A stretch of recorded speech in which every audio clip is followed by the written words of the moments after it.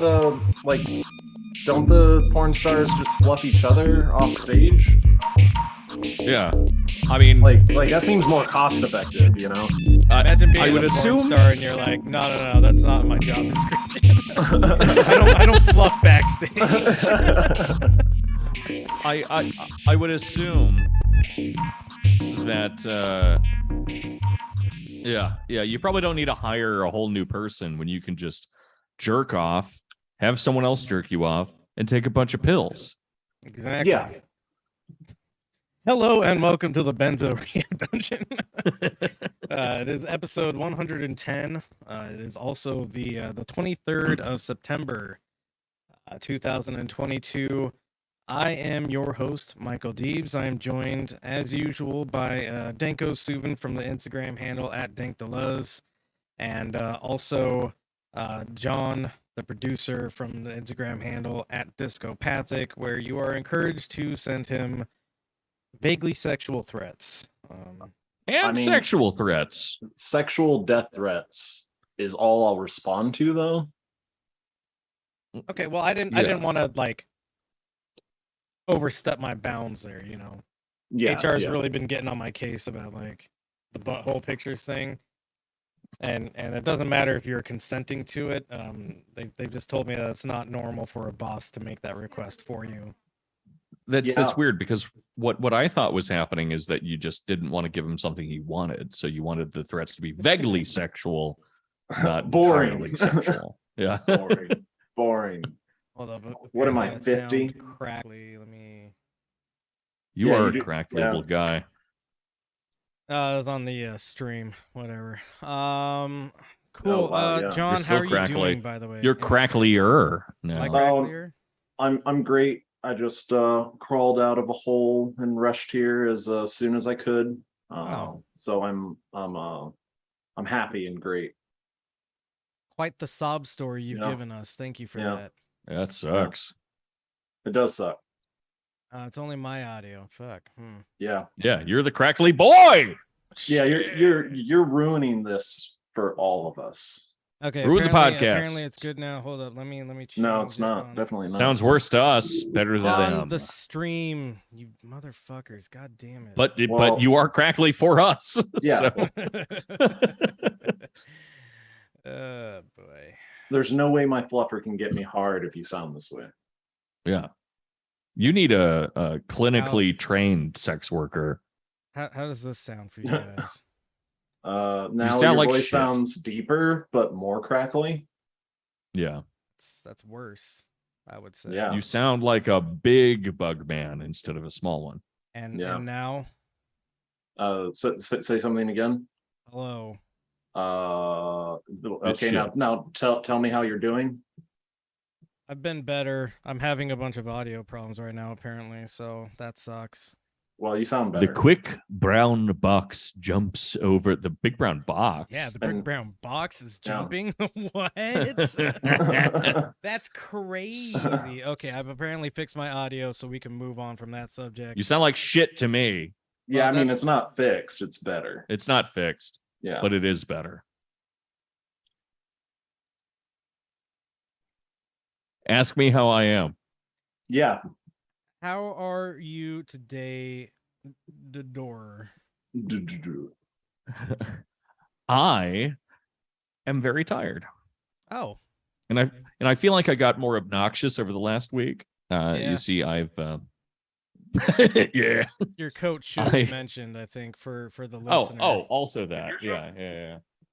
I'm wearing the he's the wearing carpet from The Shining. Yeah. The carpet to the hotel, which I forget the name of. Is that actually the Overlook Hotel? Yeah. That's what I was gonna say Overlook, but I was like, no, that's too simple a name. It's got to be something better than that.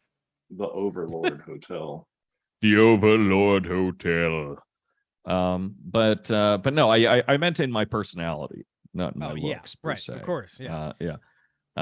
Because this is the 4th podcast that I'm on this week, Jesus, and man. I want to fucking die.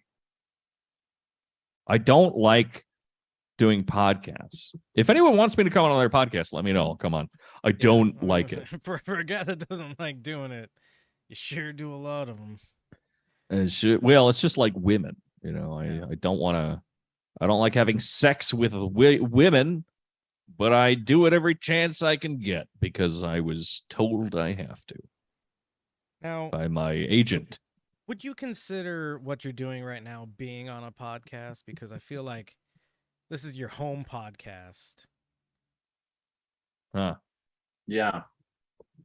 Yeah.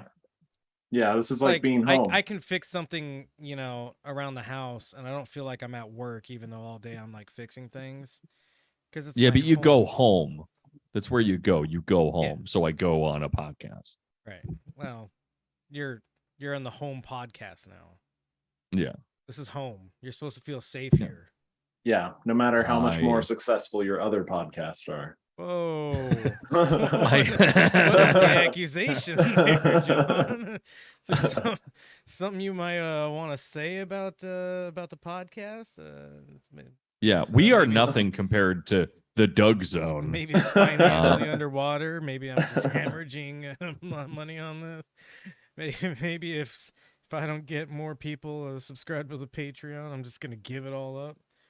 It's true. He does do that. He gives it all up. I mean, just make sure that you invite me to your suicide to join in. Okay. You know, like, John, words like the S word you just used are why we keep getting demonetized. oh, it's not because we're using copyrighted music in half our episodes or something.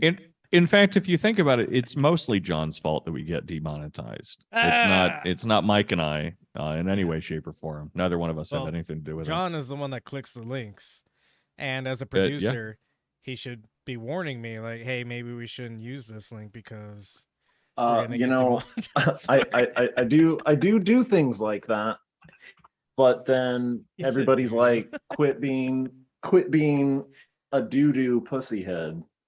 Yeah. He also and doesn't fucking censor play any of my that music. slurs. That's because I'm a free speech radical. However, Ooh. I'm the one who's been sending anthrax to your home. I've been snorting that. That is also a form of free speech, I think. Yeah. It's part of Citizens United.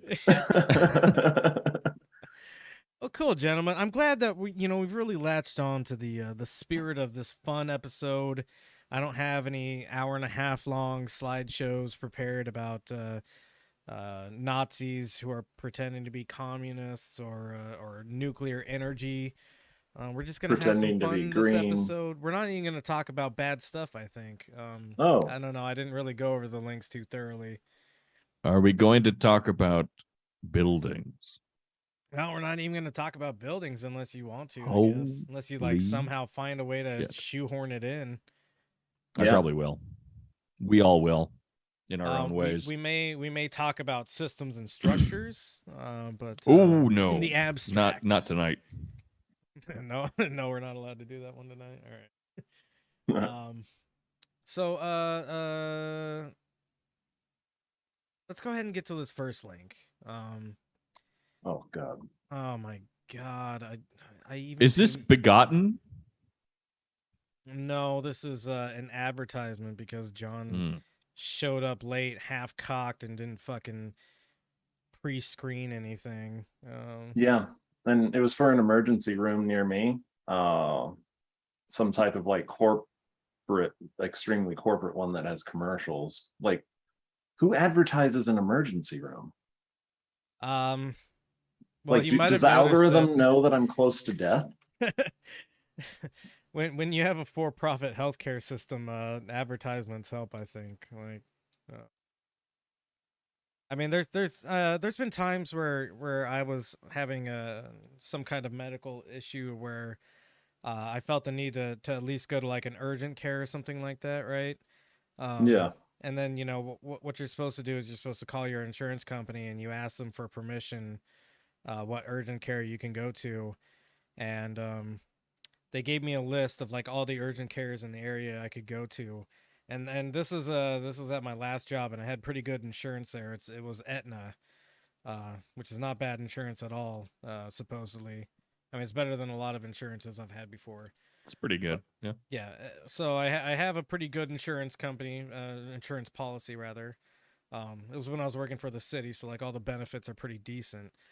I call up Aetna and they give me like a list of all the urgent cares in the area that I'm allowed to go to. Not a single one of them would take my fucking insurance. So Nice. Nice. advertising for healthcare facilities like emergency rooms might not be too far. Yeah. Yeah, it might not be so Yeah. outlandish. We take Blue Shield. Yeah. So like funnily enough though, that exact emergency room there are like there's a kind of like a public service announcement like warning people that like not to go there because they are emergency rooms, but if you are actually having a real emergency that's not like, I don't know, really bad strep, then they're just going to charge you like $10,000 and then send you to a real emergency room where then they will send you $10,000 to actually save your life. So now you owe $20,000. Nice. All right, guys. Fill some dead air. I'm gonna do a microphone swap real quick, because I think my microphone might be fucked up. You're so loud now. Yeah, like I mean, I think that if I accidentally went to one of these emergency rooms, I would probably try to suicide by cop before the ambulance could take me to then put me in deeper debt, I guess. Yeah. You know, or maybe like the doctor would take pity and like not give me the surgery to save my life since I was dumb enough There to you go to this like McDonald's of emergency rooms. You know, like if I cry hard enough. I remember I went to a private emergency room quite a few years ago. The bill wasn't that bad, but it was really funny. I had this infection and I was in a lot of pain. And they ended up saying, well, we can give you antibiotics, which is the big thing. And we can give you something for the pain. So here's bigger size ibuprofen. And I just told them, well, can you give me something slightly stronger than ibuprofen? Because I have that at home and it's not doing anything. And they immediately jumped to, well, here's OxyContin. Nice. Fuck yeah. So that was a great week. Okay. My microphone should be better now. I just popped and swapped one out. So I love it when you pop and swap. we'll see. Yeah, we'll see. it's a little better, but not perfect. It's almost perfect though. You know, I think the problem is normally I restart my computer right before I start this, but I was also running late, so I didn't do that, and Yeah. now we're all Maybe paying that's- the price. I think. Maybe that's why my camera's not responding. Yeah, I'm the reason your camera all the way over there isn't working. You're right. I mean, I think a it's similar thing. I think it's because John is a vampire. Yeah. I did say it can't be crawled out of a hole captured. tonight. Yeah. Who am I echoing through? Might be. Uh, Is all- it Mike? all of Is your us? gain too high? Hold up. Yeah. Yeah. I don't know. I Yeah, think my John. microphone has died or something. We're Not this all- one that I'm using now, but the one I was using before, and all my sound settings were probably compensating for that in some way. Anyway, Show us that fucking video, John. yeah, John, Oh, play yes. this shit. Oh wait, actually, pause and don't mute it. Why would you mute it when we're starting? I thought I forgot to unmute it, but I didn't. Nope. And then I realized my mistake. Yeah. And then you jumped all over my ass. So I sure did. I got eyes like a hawk, So son. rude. all right, what do you want to say? I was gonna preface this clip. So Jordan Peterson, he actually changed the title of this video. That's funny. Now the title of the video is Jordan Peterson's Vision for Conservatives, but it used to be the Conservative Manifesto Part 1. Oh, okay. Or Yeah. rather a conservative manifesto, because he doesn't want to speak for all conservatives or something like that. Yeah, so this is a conservative manifesto. Jordan Peterson has now fully come out as he's no longer just like the dog whistle classical liberal kind of thing that people say, or like, oh, I'm just a free thinker sort of thing. He's fully embracing his role as a conservative. without any reluctance now, I guess. Anyways, this video is fucking hilarious. We're not gonna watch the whole thing because it's almost 40 minutes long, and this is supposed to be fun. So Yeah. I think that he changed the title from Manifesto to Vision because maybe his wife decided to have sex with him because she realized that making Jordan Peterson into an incel in actuality, not just in, you know, spirit, would like cause him to like, you know, shoot up a mall or something. Yeah. Yeah. What kind of gun do you think Jordan Peterson would use to shoot up a mall or a university campus? Something dumb. It'll probably be like a revolver. That's I was gonna say something something like, dainty, yeah. like a 38 special or something. Yeah, Yeah. and like, and then he'll like A talk purse about, gun, like, if you will. yeah, and he probably wouldn't shoot Walk it around because with a he'll be talking Derringer. about nostalgia or fucking some bullshit. So what you're saying to me is Jordan Peterson would kick in the door to a lecture hall, and then he would pull out of his book bag a little Derringer. He would shoot twice, be out of bullets, kill no one, and then probably blame the professor. He would blame the reduced workplace standards of the arms manufacturers, because men aren't allowed to be men anymore, and men used to make real bullets, and now they don't make real bullets anymore. The 22 is just such a dainty caliber. It used to be bigger, I swear. He says that line a lot, I'm sure. It used to Yeah. be bigger, I swear. Yeah. Every time he goes swimming. The 22 used to please my wife. All right, John, go ahead and play some of this though. The intro is especially something funny. I've been working on, well, for many decades, I would say, really, but more intensely and specifically in the last 4 months. I've reviewed it with a lot of people around the world. It's called a conservative manifesto, and it's an attempt to begin the process of outlining a positive vision for the See, she heard manifesto, and then like right after this video was shot, she like fucking like gave him a hand job, so we wouldn't transform into an incel. future on the center, right, and classic liberal front.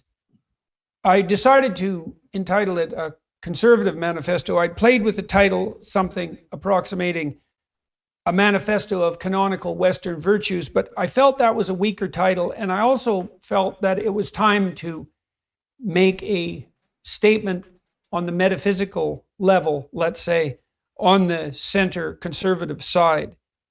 Conservatives are very concerned with tradition and community and responsibility, and those are all virtues and values that have been under tremendous pressure in recent years. And so after reviewing both documents, because I wrote two versions, one on the canonical Western value side, I decided that the Conservative Manifesto title and conceptualization was stronger.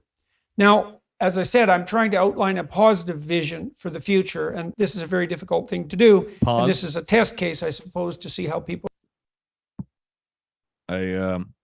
Maybe I'm being a stickler about words here.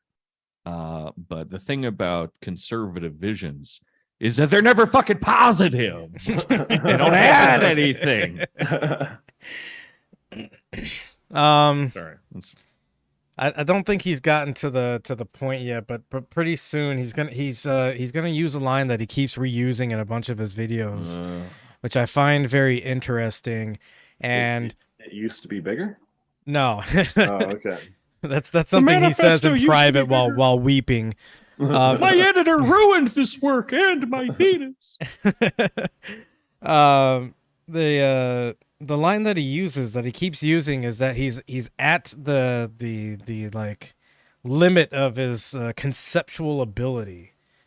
Oh, I've heard him say that. He's repeating this line in a lot of his videos.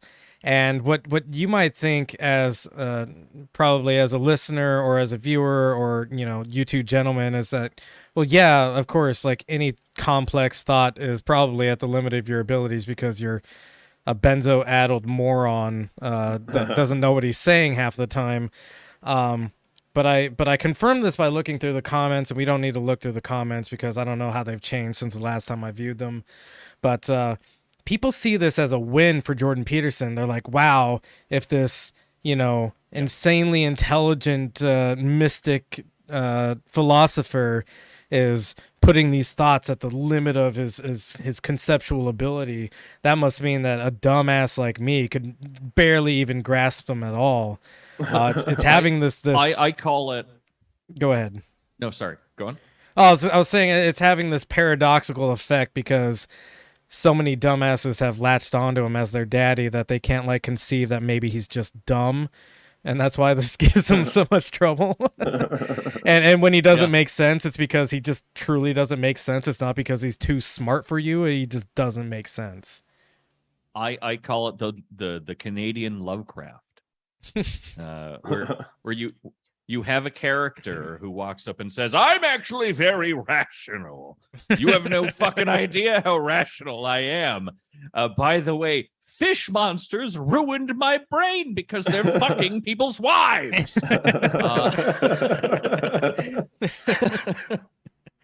And then you're like, damn, if that guy's sane, it must be pretty crazy. Yeah, that's pretty crazy. He's a crazy guy, and he's saying this is crazy. But continue, John. Or respond, because I would like people to respond well. I would like to outline a vision that's very enticing to people, that wouldn't require compulsion to implement, that would get people on board voluntarily. And so anyways, this is a metaphysical inquiry. And so what might that mean? You can think about levels of profundity. At the base, the most profound ideas are theological, for better or worse, by definition, because they deal with what's eternal and sacred. On top of that is a metaphysical foundation, and that's where philosophy lies. And then out of that emerges such things as normative communication and social policy and normative discourse. And so this is a long ways down the hierarchy towards the foundation, but it's time for a discussion of foundation. Did he move his flashcards out of his lap and now they're on the floor? Yeah, they're on the floor like 5 feet in front of him. They're in huge print now. Yeah. And he's hired somebody. Well, I mean, he's working for the Daily Wire now, so the Daily Wire has hired him some lackey that just like moves the flashcards out of the way. Which is funny because they could just hold it up and then he could like. Or they could have like an actual teleprompter or something. Yeah. There's lots of methods you can use when you got money. But here's the thing. So the reason he's looking down like that is it's part of like what a lot of like actors end up doing, and because it's just like a parody, it's an extremized version of something that people actually do, where when you're like kind of looking down as you speak and you begin to speak a little more slowly, it makes it look like you're really thinking through everything that you're saying, you know, like you're very thoughtful and smart if you're looking down and moving your hands a lot, which makes me feel like I need to bring up the finger thing that he did, that Mike and I were both kind of gestured to one another, which is I can only describe it to the listener as a spider trying to show you that someone's curvy.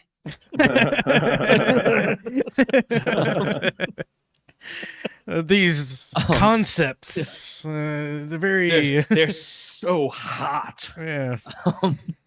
But then the last thing I need to mention about this is the fucking the background to this is so fucking it rules. I was gonna say a chatter named Lindsay pointed it out, asking if she was tripping or if that's firewood in the background.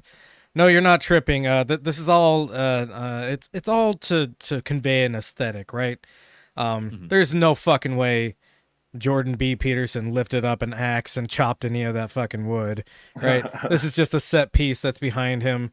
There's really no reason that he's. I mean, it's the middle of summer. Why would you have your wood indoors like that? It doesn't make any sense.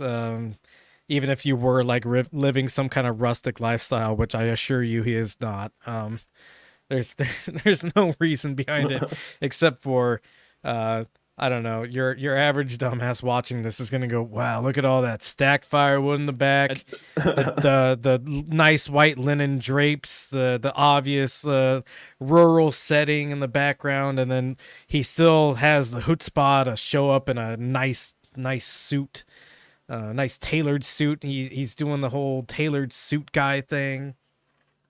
Right. I mean, Tucker Carlson did something that was almost identical. Like this is a standard move for these conservatives, except with Tucker Carlson, he wasn't dressed up in a suit. He was dressed up in an even more embarrassing costume somehow, which was like a red flannel and like khakis. Oh, yeah. They were like fucking pristine. Like they didn't look like anyone had ever worn them before. He looked like a child that was dressed up in the clothes he got for Christmas by his grandma. Right.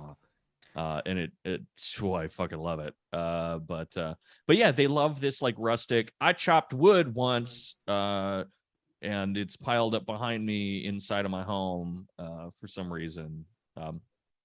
Yeah, I've lived in several houses where firewood was the method of heating the house, and you usually have some kind of like little lean-to outside that you keep the firewood under because, yeah.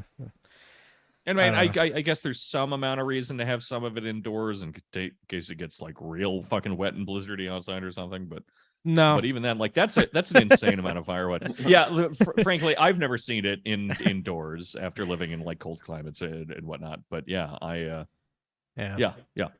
How many? I mean, how many logs is that behind him? I don't know. That's like a quarter. That's a lot of fucking wood. Yeah, it's a lot of wood. It's not a quart of wood. That's a lot of fucking wood. Is that just a quart of wood?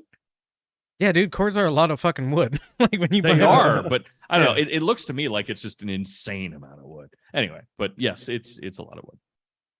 Anyways, continue, John. Yes. Principles. Part of the culture war that's raging around us is, in fact, an argument about cultural fundamentals.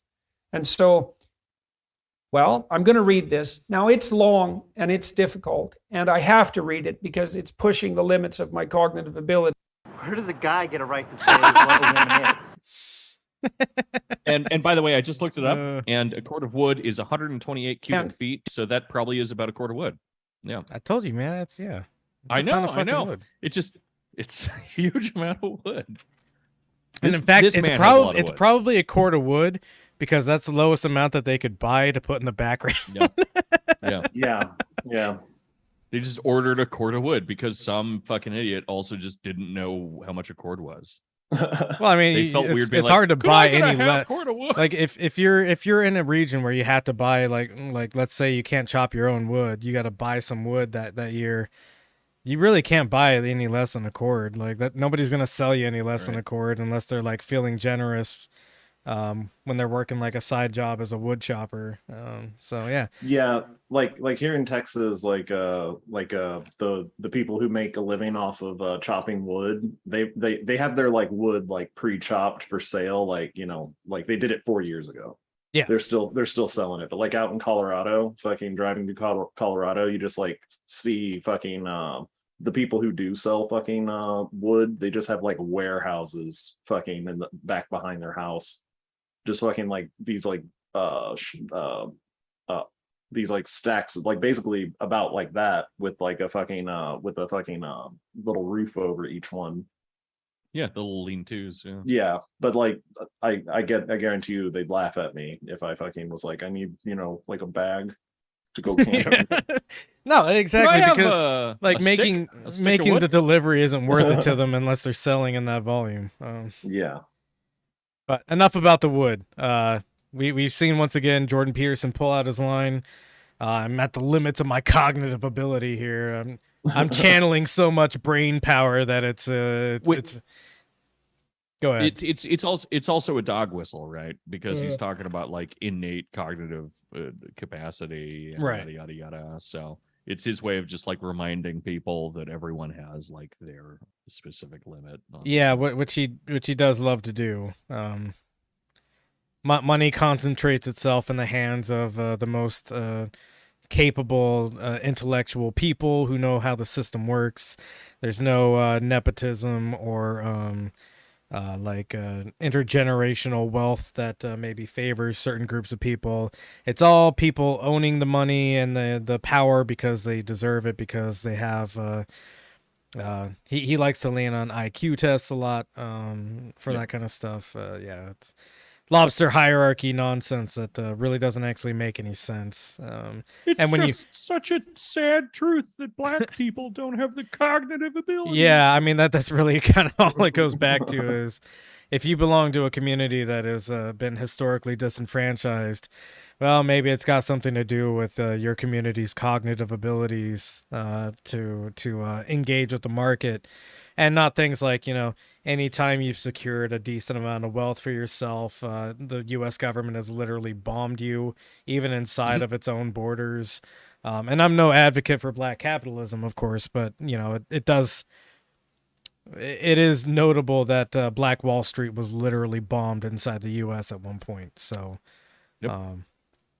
maybe not a cognitive ability thing, maybe a historical systemic racism thing. Who knows? Stop hitting yourself. Stop Right. hitting yourself. Stop hitting yourself. Stop hitting yourself, as the poet once said. Yeah, I'm glad I didn't think we were gonna watch this whole thing because we're only like 2.5 minutes in. But go ahead and play some Oh more, my John. God. Go ahead and what now? Play some more.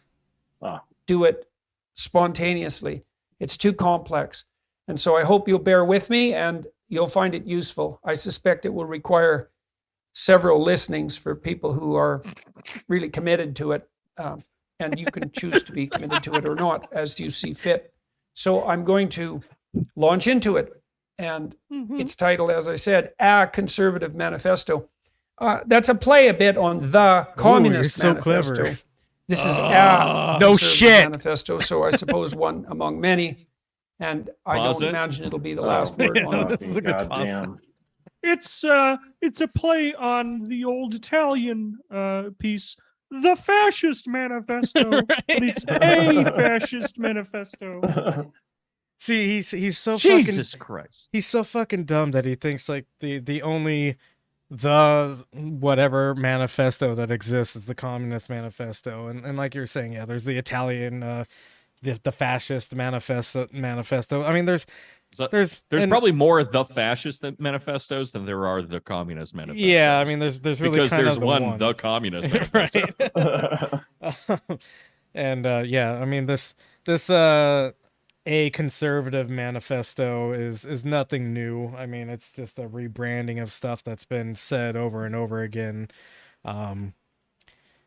There's about to be a real sick drop on this, and then like between all the segments, because he's got this like, I don't know, I want to say it's like 14 fucking bullet points that he goes into individually, but each one of them is accompanied by this like string quartet like playing some classical like tune as it's announced. So I at least want to get to one of those because it's hilarious, and it's like the same like and it's such a short like clip of it. It's like a 3-second clip, and it's like in, out, gone, and like just a delirious like no pause to like really I don't know, like ingest it, I guess. Process it. Yeah, to process it or like enjoy any bit of it. It's just like, yeah, we gotta like make this sound a little regal. So we threw in 3.2 seconds of string quartet playing some classical tunes sort of stuff. That front, it's not designed to be a propaganda tool. It's designed to be an invitation, let's say. And so onward with it. A Conservative Manifesto. Introduction. What the fuck? Oh, A profound that crisis of meaning. sucks. Currently, Right? And like it like what's it called? It's like music that has no copyright claim is always the worst, you know? Yeah. Because it's not that somebody wanted to like give away like music for free. It's that they honestly probably didn't want anybody to know about it. Yeah. Well, it's and also it won't it's just- demonetize your video, which is what you should always seek to do. Yeah, I guess it's true. Right. It is your responsibility to become demonetized. But it really is just like arpeggiating strings dot MP3. So somebody at the Daily Wire went to royaltyfreemusic.net and like clicked on the first know thing what they it could is. find. You know what it is. Ben Shapiro's playing that. He's Oh my standing in the God. corner, just going wiki wiki wiki wiki wiki. They've got him on like a reverb machine or something like that. So it sounds like Yeah, there's they just more have of him them. like locked in a sound box with Yeah. a few microphones. Excellent. Afflicts, destabilizes, and demoralizes the sovereign What does? citizens of the West. Oh yeah, and maybe the go social- back to where he started. What does all those things to me that's not capital? Or girls? Yeah, right there is a good place to go back. A conservative manifesto. Introduction. A profound crisis of meaning currently afflicts, destabilizes, and demoralizes the sovereign citizens of the West and the social institutions upon which we depend. That crisis has increasingly spread to the remainder of the world's people, generating confusion and sowing distrust, producing a Pause. counterproductive discord. You know what that thing is called? What? That's doing all that. It's called capital. No. And it's territorializing, meaning it's stripping it from itself and reassigning it arbitrarily to different affects of the market in order to process it into the motion of capital.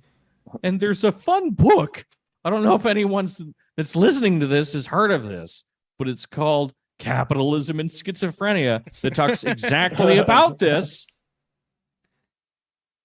And he's going to blame it on, I don't know, fucking queer people, or I guess. Yeah, I right? mean it's the typical there's an Profound crisis erosion of meaning. erosion of When I look at a morals. dick, some women call it a pussy now. And I don't understand. I don't know what a thembo pussy is. How much more are we going to watch playing, of this? John. Place of the peaceful voluntary cooperation and competition that could instead reign over and unite us. That crisis is, in the first place, the consequence of a corrosive doubt sowed, not least, by the careless intellect regarding the value of the principles of value, aim, and action that have heretofore inspired, guided, and stabilized us. That crisis is, in the second place, the consequence of the historically unprecedented realization of our ignorance about the ultimate source, nature, and reality of those principles, and our resultant inability to formulate and communicate a clear moral justification for their existence. That crisis is, in the third place, the consequence of the presumptuous, premature, and finally narrowly self-serving insistence arising from that doubt and ignorance that nothing but the will to power, the willingness and desire to dominate and exploit, Jeez. motivates all individual perceptions and actions and gives rise to and maintains all social institutions. That crisis is, finally, use of the frustration and resentment that necessarily arises when doubt, ignorance, and intellectual pride combine to demonize, divide, and exploit, to insist upon an impossible and final conceptual certitude, and to demand recognition of a false and unearned moral virtue.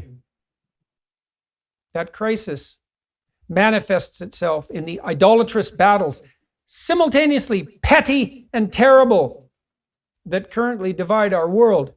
in the disputes about identity that lead astray and render hopeless, in the stoking of suspicion between men and women, in the insistence that enmity must divide black, brown, and white, in the subjugation of the education that should enlighten to the ideologies that possess, in the cycle of accusation that threatens the trust upon which peace and prosperity necessarily depends, and in the panicked, anti-human, apocalyptic doomsaying that undermines the spirit of our sons and daughters. What can those of us who attempt to abide by and manifest a courageous faith? So What now? that apocalyptic doomsday he's talking about is the very real fact that the climate is getting bad, and we are likely the cause of it, according to basically every scientist worth listening to. And somehow that undermines the spirit of our sons and daughters because, I don't know, they won't be able to burn oil for no reason anymore. Like, Burn oil for like, warmth. oh shit, now we can't be coal barons anymore. Yeah, I got to be honest. I feel like I can usually process his bullshit pretty well, but that I think is the only phrase he said during that entire rant. Yeah. No, it's a Could stream of ascribe bullshit. any kind of meaning to. Yeah. Yeah. It's just a diarrhea of meaningless dialogue. But with the aesthetics that he's trying to get across is really, I think, the point of all this. We can go, John. Go ahead and thankfully the video is broken up at the bottom. You can see. Go ahead and go to like the next little segment there.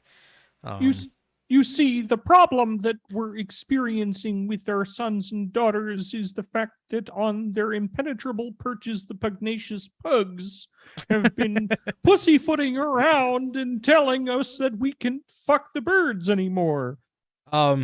Before we start playing this, and I do appreciate the comedic ability there, Danko. Oh, thank you. Thank you. Yeah. Thank you. You got your praise. Go ahead, John. I put a link in the Discord. Yes, I saw that. Yeah, go ahead and click on that. When we were talking about, like, he's talking about, oh, what is this crisis? And obviously the problem is capitalism. It reminded me of this tweet that Lawrence Summers did the other day. Lawrence Summers he's a fucking guy. He was in charge of the Fed, right, for a while. Was that what he did? I think it was the Fed, right? He's Yeah, I think that's probably right. I'm sorry. I'm just reading the fucking tweet. yeah. So this is a very extremely pro-capitalist guy who has had his hands in pretty high levels of how the government handles money. And this tweet says, there is some social phenomenon in which I suspect explains non-work, non-marriage, deaths of despair, general alienation, and I suspect the rise of reactionary populism. It should be a major task of social science to understand it. He Jesus was the Christ, Secretary man, of the read Treasury. Das Kapital. What did you say, Danko? He was the Secretary of the Treasury. Secretary of the Treasury, right? Okay. So yeah. Wow, hugely that's cool. influential in pushing Especially, capitalism. yeah, especially him using the word alienation there. Mhm. General alienation. It's almost as if he, I mean, he must got have that read word from somewhere. Yeah, he must have read something of Marx's work, right? Like, yeah, no, it's hilarious. Oh no! What? I'm sorry. I'm reading the comments. Charles Murray gets this stuff right. Is one of the first ones. Charles Murray can smell my Smell my farts. farts. Biggest waste in 2 hours of my life. Barry Blackwater, calm your ass down. If anyone, what? No. Barry's entirely right. Oh, I was thinking Murray Bookchin. I don't know why. No. Yeah. Charles Murray is the guy that wrote the Bell Curve. Yep.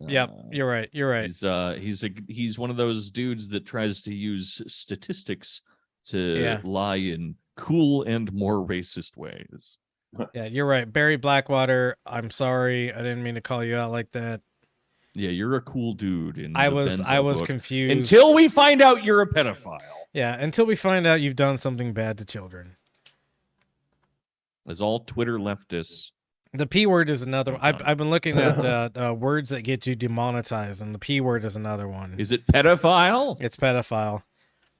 Not piss or penis. Sometime soon, I want to do Penis-phile. an episode on how like social media is turning us into maybe it's not good for an episode, but I recently rewatched A Clockwork Orange, and Hell yeah. the very childlike way in which Alex DeLarge talks, I see a lot in TikTok now, because people are trying to avoid, like, oh, if I say the word sex, instead I have to use the word segs, right? Whenever I'm typing out my captions. It's very infantilizing because it doesn't let you, like, actually express what you're trying to say. And I don't know, And you're maybe- going to express it anyway, right? Like the word segs, despite how infantilizing and gross it is still ultimately going to gain that same meaning. Yeah, but it's the So fact that it's- it makes you do that to yourself, you know? No, I know. Like, Yeah. so it certainly has a damaging effect, but then it also accomplishes nothing for the person that's Well, yeah, right, instantiating yeah, that limit. and that's juxtaposing that with A Clockwork Orange, where you get a guy who likes a bit of the old ultra violence. So he's, like, very capable of doing real, actual violence in the world, harming and hurting people, but instead of rape, it's the old in and out, or he talks in code because he's not allowed to say the words that he wants to say in the I society mean, he he lives talks in. in code just because he's British. Well, I mean, that's what it is, right? Like, he's got British repression, right? Yeah. Right. Well, yeah. I mean that's one of my. I forget there's an actual word for this, but I always forget what the word is. But that weird rhyming slang that the British use, where you end up finding a word like you want to talk about. I'll meet you at the stairs, and then you end up rhyming it with apples and pears. And then instead of calling it apples and pears, you just call it apples. And so it's rhymed once and then it's removed from even that, which I think is so cool. It's I believe it's called a Cockney Ebonics. It's Cockney Cockney-bonics. yeah, Cockbonics. Yeah. Oh, We did it. let's go back to the Jordan Peterson though. I just thought that Larry Summers tweet was pretty hilarious, given that he's, like, the capitalism guy, and he's like, what describes the alienation people are going through? And it's like, man, there's been a pretty prominent work on this exact subject. Maybe you should read it sometime, and also choke yourself to death. Labor feels real divided these days. Yeah. Go ahead and play. So this next segment is humility. Gross. Humility. Gross. Humility is the opposite of the prideful, authoritarian arrogance that insists upon the possession of comprehensive and final skill and knowledge.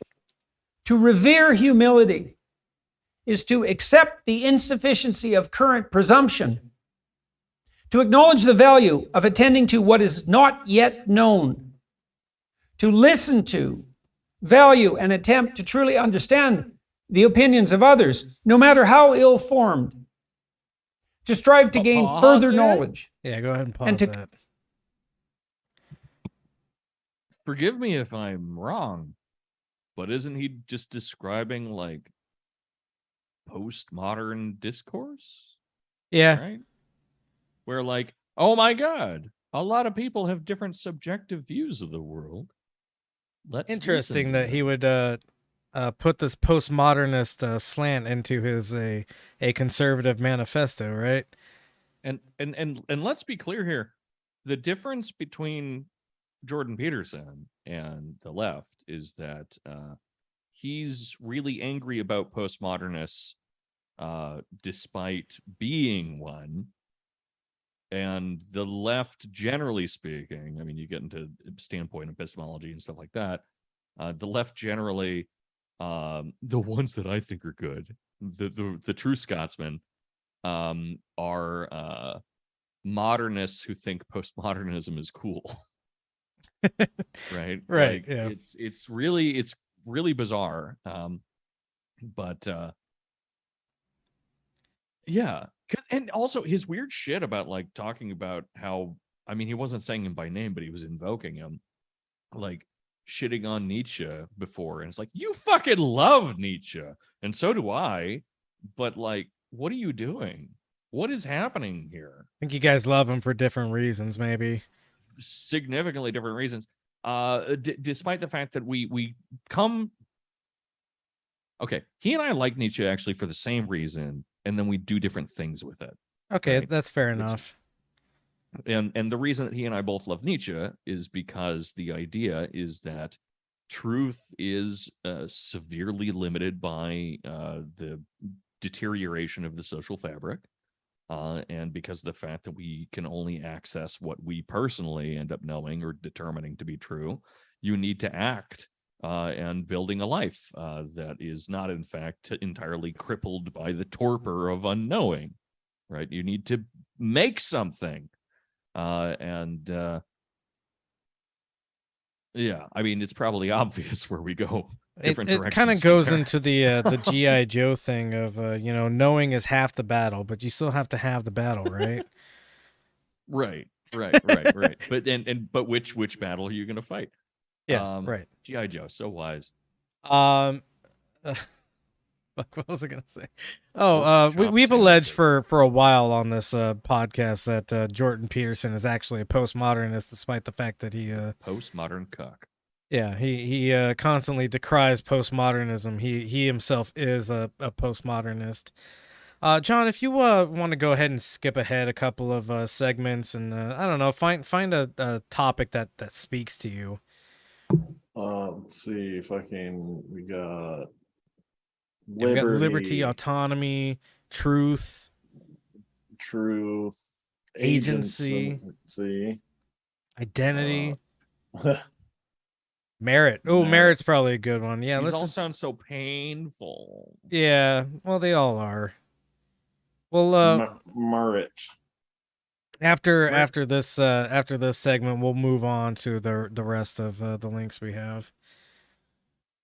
Merit. But John, Merit time. we've got an ad coming up in 5, so maybe if you want to like mute it for a second.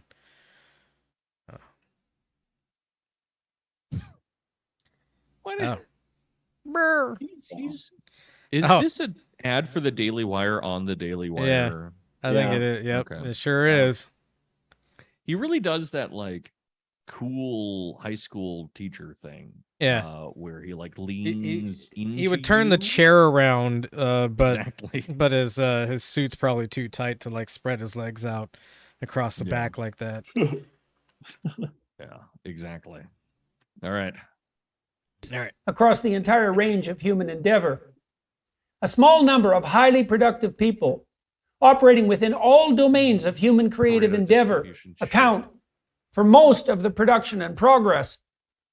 A direct relationship, therefore, obtains between the recognition and promotion of excellence and the ability for societies to ameliorate absolute privation, to generate and disseminate creative solutions to new and unexpected problems, to provide opportunity for individual and social flourishing and advancement, and to justly and effectively reward those endeavoring to be productive, successful, and generous.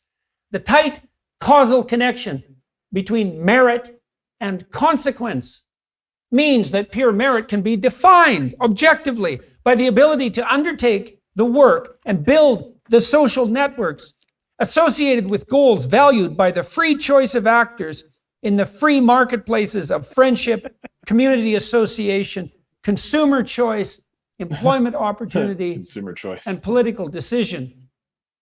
Such merit has been validly, however partially and imperfectly, and must remain the fundamental principle governing selection, placement, and advancement in our social institutions. Responsibility Wait, that was merit, right? Yeah. It's the shortest section. Well, Like, good for isn't him, I merit guess. super important to conservatives? Well, you see, the merit portion of this is actually this is all a Pareto distribution where it's essentially like the golden ratio where each half ends up taking on double the work, right? And it goes up and up and up. So merit is actually, because it's the shortest portion, it's actually doing more work than all the rest of them combined. Yeah, I mean Jeff Bezos That's how works math harder. works, okay? Jeff Bezos works harder than any Amazon warehouse worker does, Oh, definitely. Yeah. and Yeah. that's why he both deserves all the money, but has also earned all the money. I mean, Mhm. it's got to be hard to find parking for a yacht that could house fucking 5,000 people. I believe his yacht Yeah. is still trapped somewhere, right? Yeah, something like that. Yeah. It's hard what's to actually unpark. harder? Yeah, right. It's really hard to park 16 cars at the same time. Yeah. Elon Musk is still working on that one. Hell Um, yes. No, but Jeff Bezos like commissioned a yacht somewhere, and it was too big to make it out of Right. some like port because there's a bridge. And when Jeff Bezos was like, "Well, dismantle your bridge so I can get my yacht out," the government was like, I forget if it was like, I believe it's one of the Norse countries, but whatever Norse country it was or not Norse country, They would say no in the second funniest way. Yeah, I forget exactly what they said, but basically they're like, no, we're not dismantling our bridge for you. You decided to buy The- something that was too big for the port, and now you got to deal with it. What would the funniest country to like reject you be? Not because it's that country, but the way that they would do it. Oh, see, I was gonna Say, kind of go with we're not because gonna- it's that country, which is like just a Danish person saying, no. Yeah, I was thinking it would either be some Scandinavian country or it would be like fucking like Namibia, Yeah. you Well, know, where they're what's so we're- funny about Namibia? it's full of black people. Oh. No, but Wow. just any African country that isn't necessarily doing fantastically well that might want to like get some money from you and yet would still reject you when you offer to give them like, here's $1 billion to take apart your bridge and put it back together, and they're just like, no. I love that thought. it's my fridge Or now. like China would be funny too, but I feel like that's just like Yeah. a thing that happens all the time. For sure. Yeah, I think China just loves saying no, though. I feel like Yeah. Corrupt, and yet they know where their limits are. Corrupt and delightful. well, I mean, you have to give a bribe so that they'll say yes. Yeah. Because they hate doing it, like You have to like add a tip to the bribe. yeah, to get them to be enthusiastic about saying yes. Yeah. You got Yeah. it 20% or more, Oh, I thought the tip that we were talking about was like akin to like a fortune cookie or something like that. Just like some wisdom that you give them on top of the Oh. bribe. Like, step on a crack. yeah, break your mama's back. I don't know. I feel like China's a place like I think that you would get disappeared to a black site for giving a local bureaucrat some advice. Maybe. Like Dishonored, you, a peasant. Yeah. Dishonored their family. Speaking of dishonored families, Oh no. let's go ahead and go to the next link. And this, we're all just having fun here on this particular episode. So the war in Ukraine isn't going well. Some of you may have heard about this, but basically a bunch of ground has been lost in Ukraine. A bunch of ground that the Russians have A taken bunch has of been ground that lost. the Russians took. Right. Yeah. Sorry. way back when we were first covering like the tensions that were rising between Ukraine and Russia, we kind of erred on the side of there's no way Russia would invade Ukraine because that would be fucking stupid. And then it turns out they did the stupid thing that we thought was too stupid for anybody to do. So that is something I would like to own up to for at least myself, that I did call that wrong, but I was right in how I called it because it's turned out to be just as stupid as we thought it was going to be. So the war in Ukraine is not going well. It's not going how Putin thought it would. It's not going how Dugin thought it would either for that much. And what's happened now is Putin has he's done what's called mobilization, which goes all the way back to like the early 1910s in Russia as a concept. And the last time it was actually used like functionally was when the Nazis invaded Russia. So this is a pretty big thing for him to announce. A lot of Russians weren't really on board with the Ukraine invasion to begin with, but just kind of tolerated it because it's like, whatever, you're just using the Wagner group, which is Russian neo-Nazis. So, for as much as pro-Putinites like to say, oh, Putin's trying to get rid of Nazis in Ukraine, well, maybe you should look at the Nazis in his own backyard first off. But it was utilizing the Wagner group, utilizing mostly like Russian special forces or conscripts primarily is what ends up taking the brunt of what's going on in Ukraine.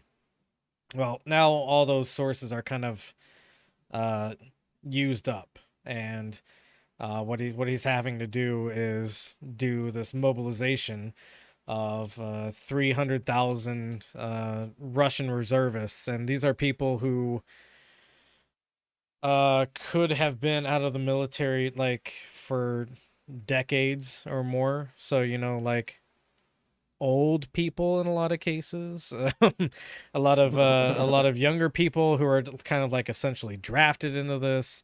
And so now that the war in Ukraine is more than just like extreme loyalists to Putin or conscripts that nobody cares about because they're poor and we don't care about the poor.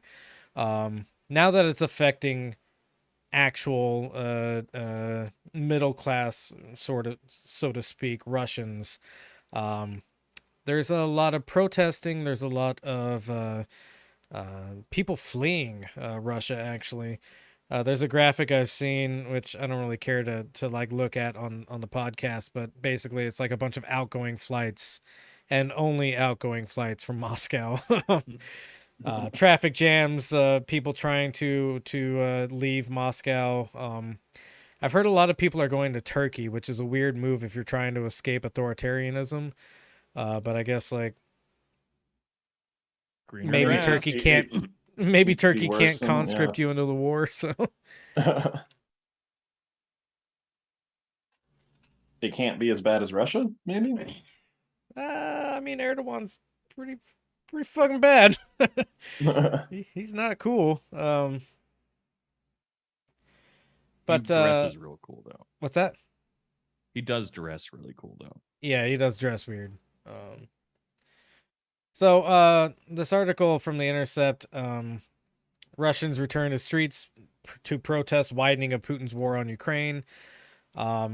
This figure given here is more than 1,000 anti-war protesters. I think the number's up to like 1,400 now, which kind of half of 9/11. Yeah, that's half of 9/11. Yeah, we always do our facts and figures in amounts of 9/11s. We should. That's what it means to be American. Yeah. That's the Western lens under which we view everything as 9/11s. But yeah, I think the figures risen to like 1,400 anti-war protesters at this point. There's been a little bit of police brutality, but honestly, not nearly what we saw during like the George Floyd riots in America. So some of the rhetoric needs to be taken with a grain of salt, and that the police in Russia suck because all cops are bad no matter where you're at. But the brutality isn't like nearly what I mean. These are people protesting a war versus like people protesting, "Hey, don't kill black people," and then getting shot in the face with rubber bullets. So it's interesting to see how tame Russia's police is in some respects, but also how there's like a mob mentality to Russia's politics as well, where I think so. I want to say it was like 2 weeks ago now. A prominent oligarch fell out of a window in a hospital. There's been a couple of Nice. other incidents where somebody just fell down the stairs to death. Other sort of stuff like that. I've hypothesized that, and I'm not alone in this. A lot of people who follow Russian politics have also hypothesized this, but the car bombing of Daria Dugina may be a Putin operation, or at least somewhere in the government of Russia, not necessarily Ukraine, that this came from, to send a message one way or another. Dugin himself has gone on record as saying, well, even if you don't like it, we're in World War III now, as a result of the mobilization, which probably is the only thing of his that I've agreed with in a while. But yeah, no, there's going to be some pretty huge implications to this, and obviously the Russian people are responding to it because they don't want to die for a war that they never really believed in, but just kind of like ignored. Come on, because just do it one time, just a little What? bit. No, Do just what? die in a war, just a little bit, just one Oh. time. Yeah, die in a war. Just the tip. Just the tip. Try it on. Yeah, try it on. And if you don't like it, then you can say no. Yeah.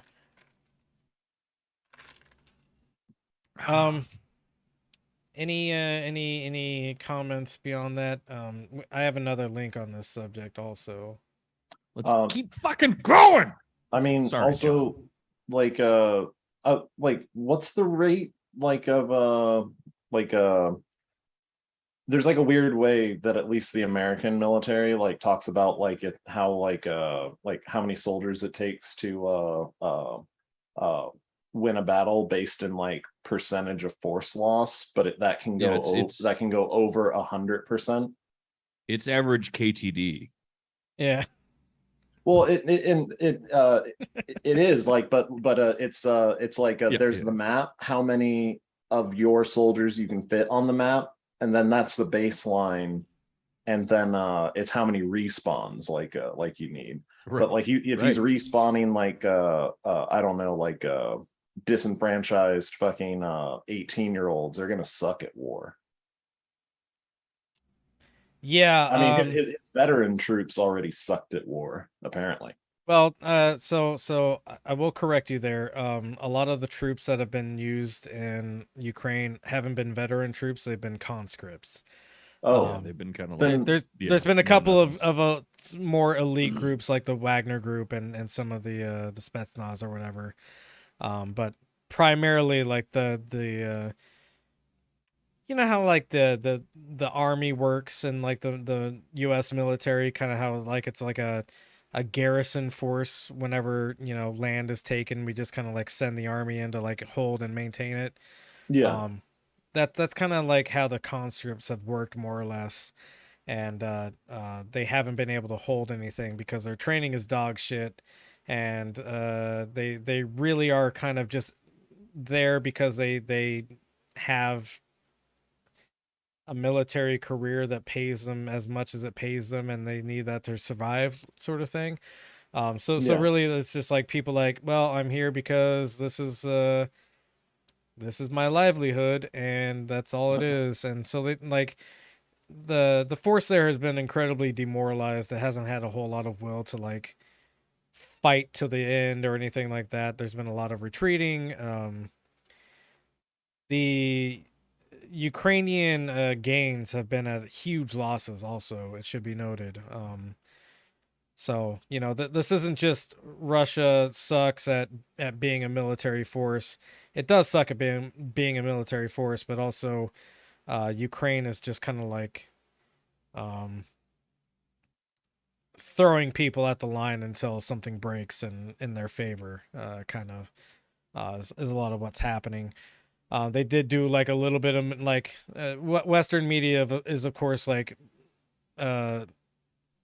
portraying this as like Ukraine's generals being fucking military geniuses. Oh, But it's really not that. They did a little bit of trickery. A little bit of Russia's forces were diverted one way or another based off of this trickery.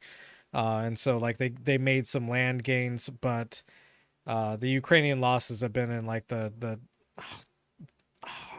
I want to say like thousands, close to tens of thousands, versus like Russia losing like maybe a couple thousand troops. So these are very Pyrrhic victories. If we're doing total war rules, maybe some of you have played video games. You know what game I like that I'm embarrassed to like? The Warhammer Total War games. Yeah, I could never get into Really them. good. They're really good. I should probably give them a try again. Last time I played them, it was on my last computer and it didn't run it very well, so I think that was the problem. Yeah. But anyways, go ahead and go to the next link, John. if Next you link, John. make me. Make Ooh. him do it. So Oh, this okay, is so an the- explainer about what the partial mobilization means. It means tipping your toes into the draft. Pretty much. If you want to zoom in a little bit, John, and then scroll down to the words and stop looking at Natalie Portman. Oh, Yeah, sorry about that. So what is mobilization? Russian law allows for mobilization in the event of foreign aggression or an attack on Russia. So what's notable here is that mobilization is supposed to primarily be a defensive maneuver. The the war in Ukraine is purely offensive. So one of the major problems that a lot of Russians are having with this mobilization is that, hey, we're only supposed to use this when like somebody's trying to like blow our shit up. You started blowing somebody else's shit up and that's not going well, and now you want us to mobilize for like your dumb decision. So that's not playing well. This article notes that this is the first time Russia has mobilized since the 1941 Nazi invasion of the Soviet Union. Go ahead and go down to what are Russia's military reserves. On paper, Russia's military reserve is over 2 million men, including former conscripts. Military service is obligatory in Russia. Retired officers and those who have left active duty. An estimated 90% of these reservists have not received any form of training after their initial service in the armed forces, which in some cases may have been decades ago. Reservists would not be combat ready. It would all depend on what they did and how long it's been since they served. These skills atrophy over time if you don't exercise them, said Dara Masakot, an expert on the Russian army at U.S. think tank Rand Corporation. So I read that part because take that with a little bit of grain of salt. However, there is some merit to that in that, like, new combat platforms have been implemented since a lot of these people have served. Maybe they don't know the newest gun that's out, or they don't know how to fire. Are you going to hire a programmer that hasn't programmed in 10 years? Right, yeah. So we're turning coal miners into programmers for the war. So what is a partial mobilization? Unlike a general mobilization that would allow Russia to call up all of its 2 million reservists, a partial mobilization stipulates that military summons will be limited to certain groups of reserves or those from a certain area of the country. This likely means that Russia will call upon active reserves, those who have completed their military service more recently, or those without combat experience. According to Putin, Wednesday's partial mobilization will be limited to reservists with relevant military experience. We are talking about a partial mobilization that is only citizens who are currently in the reserves, and above all, those who have served in the armed forces, have military skills and relevant experience. Only they will be subject to conscription, Putin said.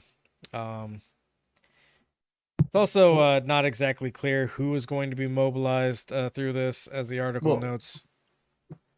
Yeah, like relevant in the military, it's everybody as long as that job still exists. Yeah, I mean, like, if the job exists and you used to do it, you're then does that mean he wants you? Because I think so. yeah, because like the military, they might have like redundant tanks and missiles, but they Yeah. don't usually have redundant people, or they work that in and they want that redundancy, but You got to respond. it's all relevant though, Mhm. right? Yeah. Like, Yeah, what's it, so, what are the irrelevant skills to a war? Bayonet combat. Yeah, so which they've done before. yeah, Right. so So your great the- grandpa can't go. Yeah. The last point that I would make on this is kind of a political suicide that we're seeing here. I think you know, there's been a lot of positioning by NATO countries, and especially the US, to find some way to depose Putin. Really playing the long game here.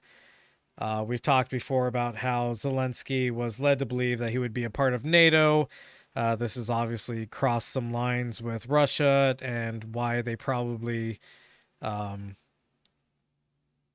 ultimately went through with this act of aggression that they've gone through, which, you know, isn't to excuse what Russia has done, but also to explain why Putin did something as drastic as he's done.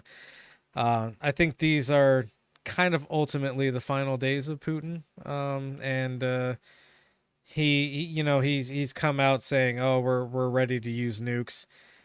There's no way he'll be able to use nukes.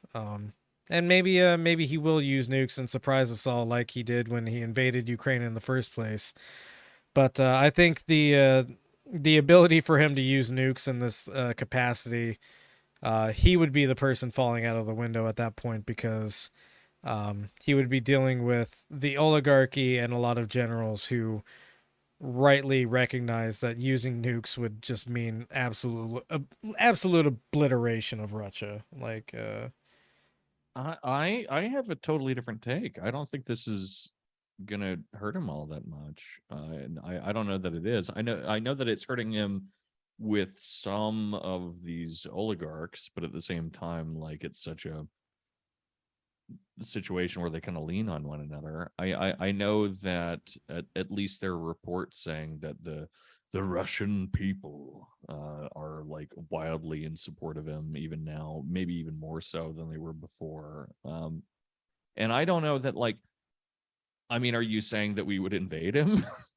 no, Or- I'm not saying that at all. But where does this nuclear stuff come in, and what do you mean that it's going to be a political suicide for him? And Okay. So, Yeah. the nuclear stuff comes from, he literally threatened using nukes if the war progresses to that point.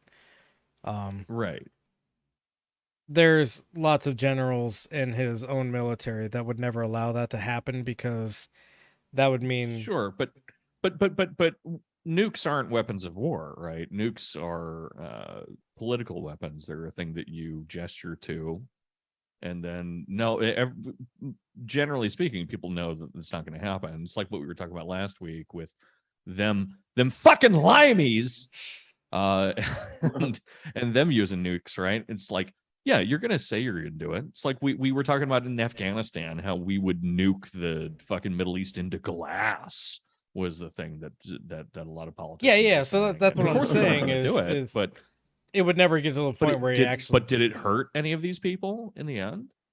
No, no, no, no. Like decades later, you end up saying, "No, I never agreed with that." But I Right. think Putin's So fucking what I'm fine. saying is if he actually genuinely reached the position where he wanted to use nukes, he wouldn't make it through that. Right? Like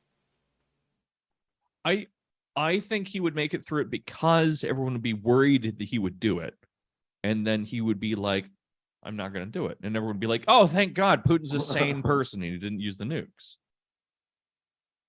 yeah, so my I'm disagreement convinced that's what's going to happen. my Or disagreement that's with what that will happen if we get to that point.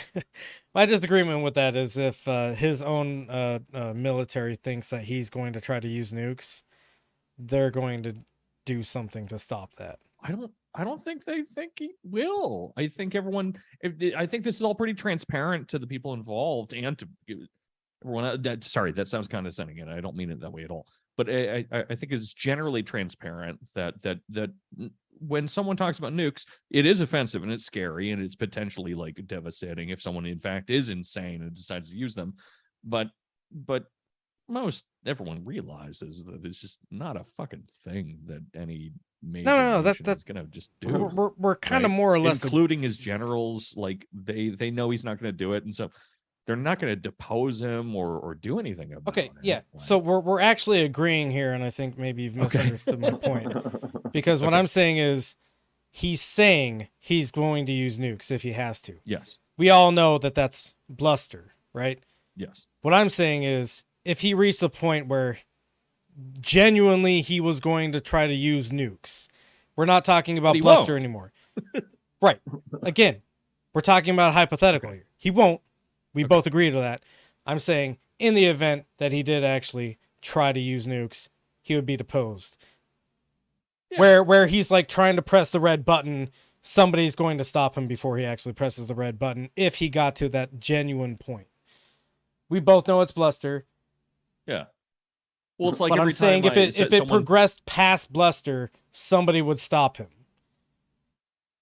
yeah, sure, yeah, That's all I'm saying. yeah. But I don't think that's political suicide. I think it's the opposite. Right? Actually using nukes would be political suicide is what I'm saying. Yes. Okay. Okay. I misunderstood that. Okay. The mobilization itself Okay. is in a way a political suicide because I don't think there's the support there for it now that it's going to start killing people that the Russian middle class cares about. He's going to see a lot of blowback for this. He is already seeing a lot of blowback for this. So, I mean, this isn't quite as sure as a political suicide. This is a step towards it. This is political cutting. Yeah, it's political like cry for help sort of stuff. Like it's political posting on Facebook. I'm really gonna do it this time, guys. I promise. This is political. Take a bunch of ibuprofen. Yeah. It's really doing some damage to him. And if he keeps up with it, like let's say he moves towards a full mobilization, I don't think he's gonna outlast that. I mean, so that's where the disagreement is. If he did Because a full I think- mobilization, you think he would? Yeah. Yeah, man. I think it would strengthen him in a way. I'm not saying it's a good thing that it would do that. No. I don't. Neither of us would consider Yeah. that a good thing. Um, I just yeah. think that would be like institute. I mean, and I can see how it could go both ways, but that would be like instituting the draft in America for Afghanistan or something like that. And yeah, I mean, it could go both ways. I mean- Yeah, I get your point, but I also think my point has merit. So you know. No, I think it definitely has merit. Like, Yeah. It's a coin toss. I think we can agree on that. Oh. It's a coin toss of like whether or not that would mean his downfall. We shall see, as they say. Yeah, in that that's the one fun Cradle thing Filth about song. war and Anyone remember that politics. shitty band? What's that? Which band? I was asking. Cradle of Filth. Oh.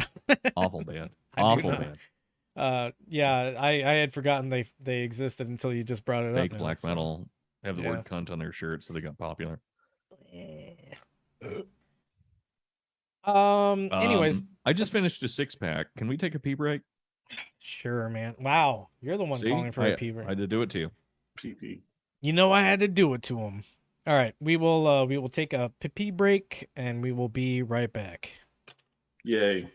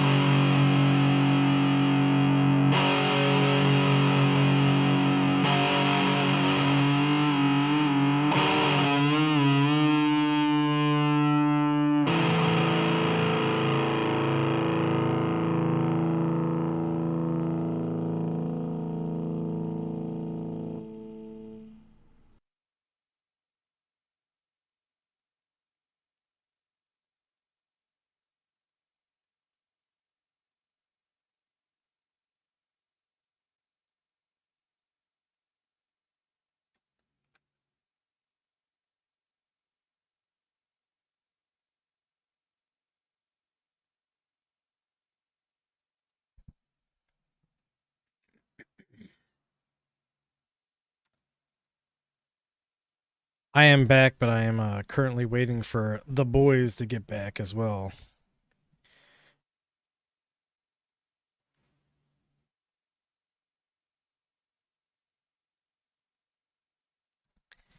Any moment now, I assume. Let's see. Going through the chat. Lively chat tonight. Ben Shapiro hiding behind the wood with a violin. Yeah. Danko's face when listening to this is all of us. Yeah, he made a lot of concerned faces anytime Jordan Peterson talked, which I agree with. Jordan Peter, like if you watch the whole Conservative Manifesto video, it's interesting how little he says in 40 minutes of time. He has a superpower for that. Yeah. I'm also back. All right, And cool. I'm We are Very expressive little guy. the boys are back in town. The boys are back in town. Getting demonetized for my faithful rendition too. That was really good. Yeah, the boys are. Yeah. Didn't be muted. What? Who's muted? What the fuck are you talking about? The fourth producer came in and told me it's muted because I think I was just quiet for a minute. Okay, yeah, keep going through the chat though. Let's see. Jessica says he's also 15. I think that's also in reference to GBB. Jordan Peterson. Yeah. Humility, of which he has none, says Carly about Jordan Peterson. Oh, And then got somebody him. named Dorian said, dab emoji, sika bliet, dab emoji, sika bliet, dab emoji, sika bliet, dab emoji, sika bliet, dab emoji, sika bliet, dab emoji, sika bliet, dab emoji, sika bliet, dab emoji, sika bliet, dab emoji, sika bliet. Whoever did that seems really cool. Yeah, I bet they Seems fuck. like he probably has had sex, a whole one, a complete Yeah. sex, and knows a lot about Russian culture. Dude, I bet he never stops. It never stops. I bet he's fucking right now. John, go ahead and go to the next link. Son of a fucking bitch, man. I fucking hate the New York Times. I don't know why I talked myself into linking an article from the New York Times. I'm pretty sure because this is your account. This is your Google they're going off of. It's because you read them. You read all your because you don't subscribe to them, right? Absolutely not. Yeah, because they like pay $1 a week for CIA propaganda. they like let you read like 3 free articles a week or something. Yeah, so, like, I think use you're them right. all up by the time the podcast starts. So you're just like sisyphusing yourself. You're Sisyphication. yourself. Yeah, It's called sisyphisting. Sisyphisting myself. Yeah. You know, honestly, I'm flattered you think I had the flexibility, but this article was basically about that the House passed a bill that's just gonna like fund police more. Hell yeah. Yeah, it was Tell me, Mr. Deebs, did the Democrats have anything to do with it? they in fact both proposed the bill and got it passed. What? So yeah, I mean, what's amazing about the Democratic Party is, you know, they'll take the knocks on the head about Republicans saying, oh, they're anti-police. They'll do a bunch of pro-police shit that doesn't help anybody, and then they'll still take those like political knocks on the head about being anti-police. They have no idea how to like run a game of rhetoric or anything like that. I mean, the best thing they could probably do if they really wanted to like reach a voter base that they've never been able to access before is so you know, they keep trying to placate the middle ground conservative of which there really is none anymore. Even the middle ground conservatives are doing the math and saying, yeah, I think Trumpism is better than this like woke liberalism of the radical leftist Democratic Party, which, you know, hopefully if you're listening to this podcast, you know that the Democrats aren't radical leftists or or even leftists at all, but in fact in the same upper right quadrant of the Republican Party, kind of like I don't know, maybe a square away towards the center. You remember kente cloth though? Yeah, I mean, Checkmate. the Republican Checkmate. Party would never find itself wearing kente cloth and kneeling. And that's really the difference between the two parties. But anyways, yeah, no, we're not ready for the next link yet, John. Okay, Yes, we fine. are. Move on, John. No, don't Get move past on. this. Yeah, so the Democrats and disappointingly, several members of you know, the Progressive Caucus, but also more notably the quote unquote squad. Several members of the squad were involved in the negotiations for this bill. There was supposed to be a bunch of provisions to like include more oversight, ban the use of headlocks, which a ban on headlocks isn't going to do anything. But you know, it's at least the idea of doing something, I guess. Which is a great definition for AOC. Exactly, yeah. The A great idea definition of for the doing squad in something. general. It's the idea of doing something and never actually achieving it, or really committing yourself to it, because we got to play, Unlike me, I'm on a podcast. Yeah. Unlike you and I, who put on the balaclava every now and then And pot it up. go on a podcast. But yeah, I mean, there was one prominent congresswoman who came out against it, who I'm still keeping him in my heart as the only good congressperson. But Cori Bush basically said, yeah, none of the things we wanted to be in the bill are in the bill. None of the oversight we wanted to have in the bill is in the bill. This basically does nothing. It just puts a bunch more cops on the street, and that's all we're gonna get is a bunch more cops on the street. You know, the criticism here is that defund the police has led to this rise in crime. Spoiler alert: the police haven't really been defunded, and the rise in violent crime is because people are sad and desperate and need money. Let me ask you, dear listener, what would make you rob a bank? Is it because it would be fun? And it would be fun. It would be a rush for sure. Or is it because you're so fucking desperate you need the fucking money? Yeah. Or worse than that, not even a bank, a fucking grocery store. I was gonna say like a Walgreens. Walgreens likes to claim that it's been the victim of several crimes. Yeah. It hasn't. But yeah, you know. that's people stealing candy bars Yeah. when they're drunk because they forgot to pay for them. Yeah. So yeah, it's all kind of bullshit. There has been a spike in violent crime, and like I said, it's because people are desperate and they are trying to do anything they can to not starve to death, or be able to pay their rent, or I don't know, not die themselves, I guess.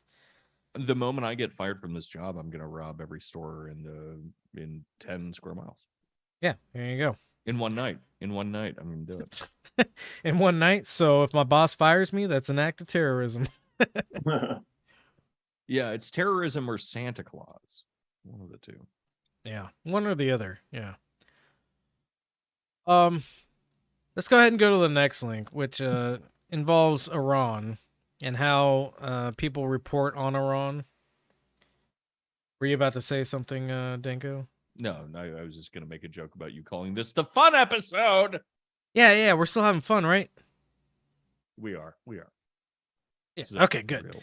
All right, So as long as much we're all fun. having fun. Do you want me to play it? Yeah. So let me preface this real quick. This is Christiane Amanpour, on CNN. She was supposed to interview Iran's president. He's in New York for the United Nations summit or something like that. I think it's the United Nations summit. Some For the fucking murder womaning the woman murdering conference. Yeah. Get it? Because the UN does that, and also so did he, I guess. Yeah. I don't know. Is that the joke? Yeah, that's all I got. Yeah, pretty much. All right. Well, don't think so hard about it. so she was supposed to interview the president of Iran, and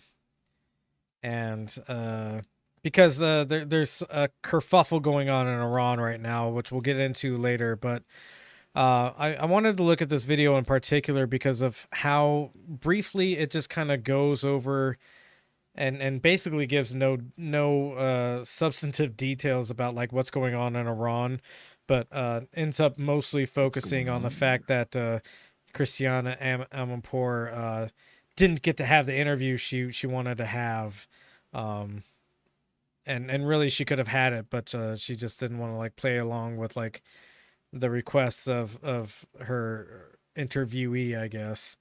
And we'll see why that's like disingenuous also. But go ahead and play the clip, John.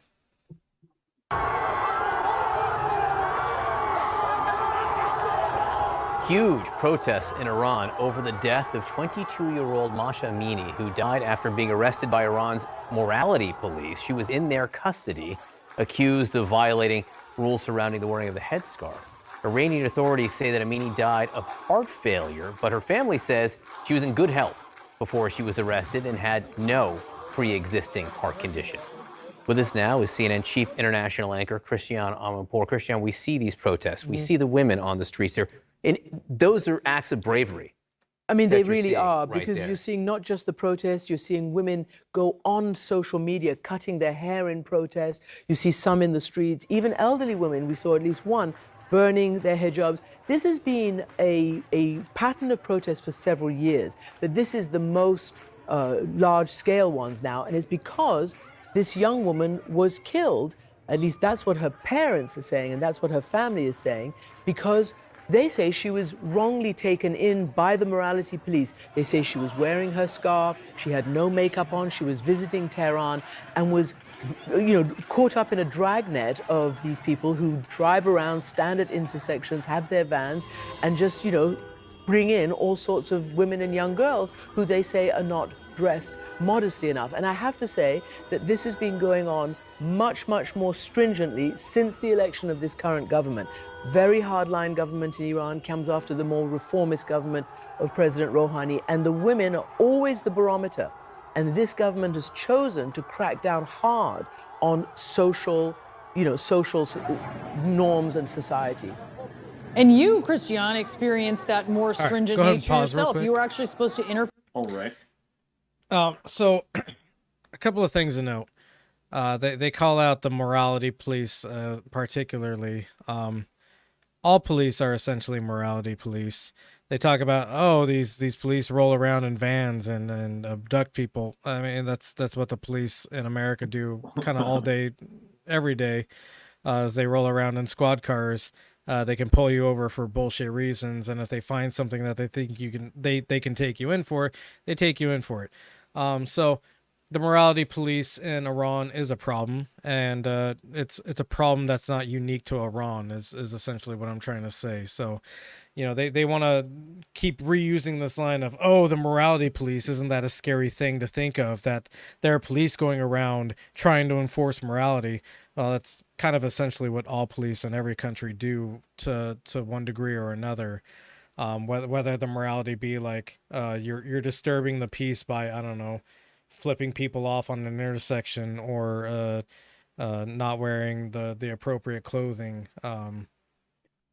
Yeah, well, they have the morality police, whereas we have the poverty police, right? Right. Yeah. So you can see the timestamp there. We're a minute and 52 seconds into the conversation here, and already we've gone to. Also, you suffered something recently, didn't you, Christiane Amanpour?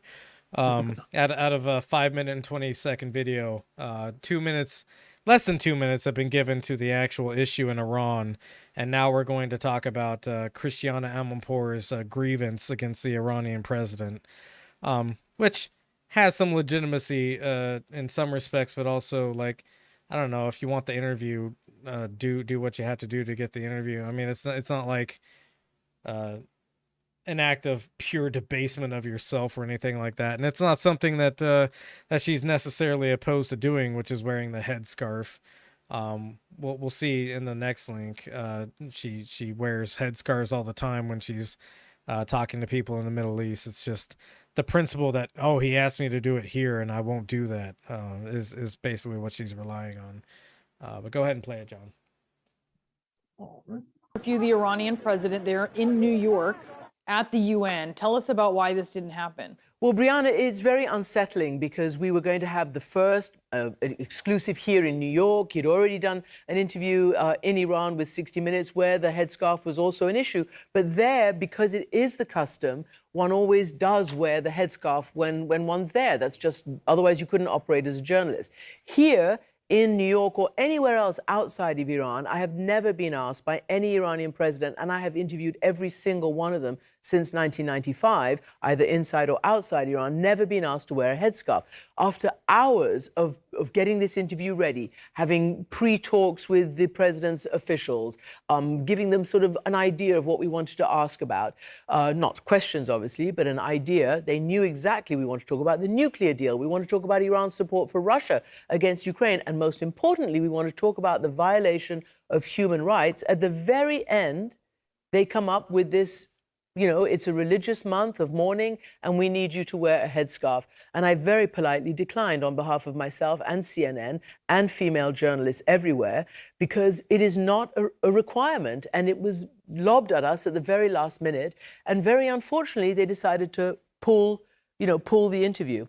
So it's a problem. And we've had, for instance, the foreign minister of Sweden and others, criticize these protests and the crackdown, the violent crackdown. The foreign minister of Sweden has come out again. Like, who cares about the foreign minister of Sweden's opinion on the crackdowns? But also just the general, this is the worst thing that's ever happened to a woman in regards to Iran, posturing here. Like, I went through all the efforts to give them, we spent hours on the interview, and then he asked me to wear a headscarf, and it's appalling, really. I mean, yeah, it does suck, but either you want the interview or you don't want the interview. Go ahead and click on the next link. This is Christiana Amanpour wearing a headscarf to talk to a Taliban leader. The Taliban notoriously not great with women's rights. So it's not like she isn't willing to play this game from time to time. And she admits it herself that she wears a headscarf when she's in certain countries. Yeah, well, I mean, it's pretty transparent what's happening here, which is that this was about the headscarf one way or the other. And so he wasn't going to be interviewed by a woman that's not wearing one. Like, that's a pretty obvious political move, and she wasn't willing to bend. I mean, it would be a horrible look for her to wear a headscarf for that interview, right? Like, they're both just standing on either side of this line. I don't. Yeah. I mean, it's funny. It is funny seeing her do it with the Taliban, because exactly right. Couldn't have done it either. Yeah. It's a very for both of them. It's a principle that they're willing to be flexible on in certain cases, but not this time, and for obvious political reasons, right? And it's disingenuous on both of their parts. And I'm not saying this to say, Iranian president good, Christiana Amanpour bad. I just think this is nonsense for CNN to try to make headlines out of this sort of thing, when they could do a genuine discussion about what the political reasons behind it are. Yeah, right. Absolutely. And they don't do that. So go ahead and go to the next link, because we're not CNN and we're not going to spend all of our time talking about Christiana Amanpour. We're going to actually talk about the issue that has spurred the turmoil in Iran, which is a woman who was in Iran, was picked up by the police. And the reason given was that she wasn't wearing her headscarf. This is a disputed point to begin with. The police told her brother, and I'm using the terminology that has been used in the police reporting of this. The police told her brother, who she was in the custody of, because that's how it works over there. Mm-hmm. Again, not condoning Iran in any way whatsoever. But the police told her brother that she would be back in a couple of hours after she attended a hijab wearing class, because apparently she wasn't wearing the hijab correctly, something to that degree. What ended up happening is it seems she was pretty much beaten to death while in their custody. Part of the reasoning is I believe she was Kurdish, and it doesn't matter kind of where you are in the Middle East. The Kurds seem to be like kind of universally what's the word I'm looking for? Abused. Despise? Or yeah, Well, abuse. I mean, yeah, not necessarily despised, because I mean, like, when you say despise, it feels like there's a reason behind it, more or less. There's not a whole lot of reasons for people to hate the Kurds. They just do, in a lot of places in the Middle East. And so, really what's kind of happened here is this is kind of akin to like a George Floyd moment in Iran, where this brazen act of police brutality has made people take to the streets, and there's been a bunch of protesting and rioting, and rightly so. And one of the few things that CNN got correct is that people are not people, women are cutting their hair on social media in protest. Women are burning hijabs in the streets. You can see in this picture here, you have somebody in the foreground who's not wearing a hijab. So there's been a bunch of clashes with the police, basically kind of protesting against this highly theocratic government in Iran, which is one of the few things you can legitimately criticize about Iran, is that it is heavily theocratic. Yeah, I mean their government sucks dick. Just whether or not the people do, right? It's that, yeah. The government, I feel like there's a lot of shit you could say that's pretty bad about the government. But I guess most of it goes back to being theocratic. Yeah. So go ahead and scroll down a little bit. Maybe there's a little bit more we can read in this article. Yeah, so Mahsa Amini was on a family trip to Tehran when the morality police arrested her on September 13th for what they called her immodest clothing. Witnesses said the authorities beat her in their van. The 22-year-old was taken to a re-education center and later died in the hospital on September 16th. The Iranian government has said that she died from some kind of heart failure, and her family is saying, well, that's weird because she never had a heart condition or any other underlying illnesses that would cause some kind of heart failure. Every time you die, your heart eventually gives out. Right. Yeah. I mean, it's I forget what video I was watching the other day, but it was going over like an unsolved murder case or something like that. And this guy had been stabbed like 34 times, crashed his car into a creek, and the cause of death was drowning because he got out of his car and laid face down in the creek and drowned. And it's like, well, the cause of death is probably a couple of things that led up to that, rather than heart failure in the case of someone being beaten. So yeah, I mean, all cops are bad. Or bastards, whichever way you say that, I guess. Agreed. Cops are bad. Cops, Cop bad. not All great. cop bad. Why isn't it just AC? No, because ABC would be better. That's why. Never mind. All bastards are cops. Doing it the other way around. I mean, there is The some syllogism. merit to that. There is some merit to that. Like, Yeah, they got cops in their head. yeah, exactly. So that's what's going on in Iran right now. I mean, in as much as like whether or not political change is going to come out of this, did the George Floyd protests change anything? No. It was Do it anyway. yeah, do it anyway, of course. But let's not be hopeful that this is going to change the way power in politics in Iran works. Lose be- hope, collect yeah. fertilizer. Right, yeah. For some reason, for your plants in your garden. Sometimes you got to build your own hope and mail it to some people. Yeah. Go ahead and go to the next link. We talked about this, I believe, briefly on the last episode, but Ron DeSantis decided to ship a bunch of people to Martha's Garden or Martha's Vineyard. Martha's Vineyard, yeah. Martha's Garden is Martha Stewart's thing.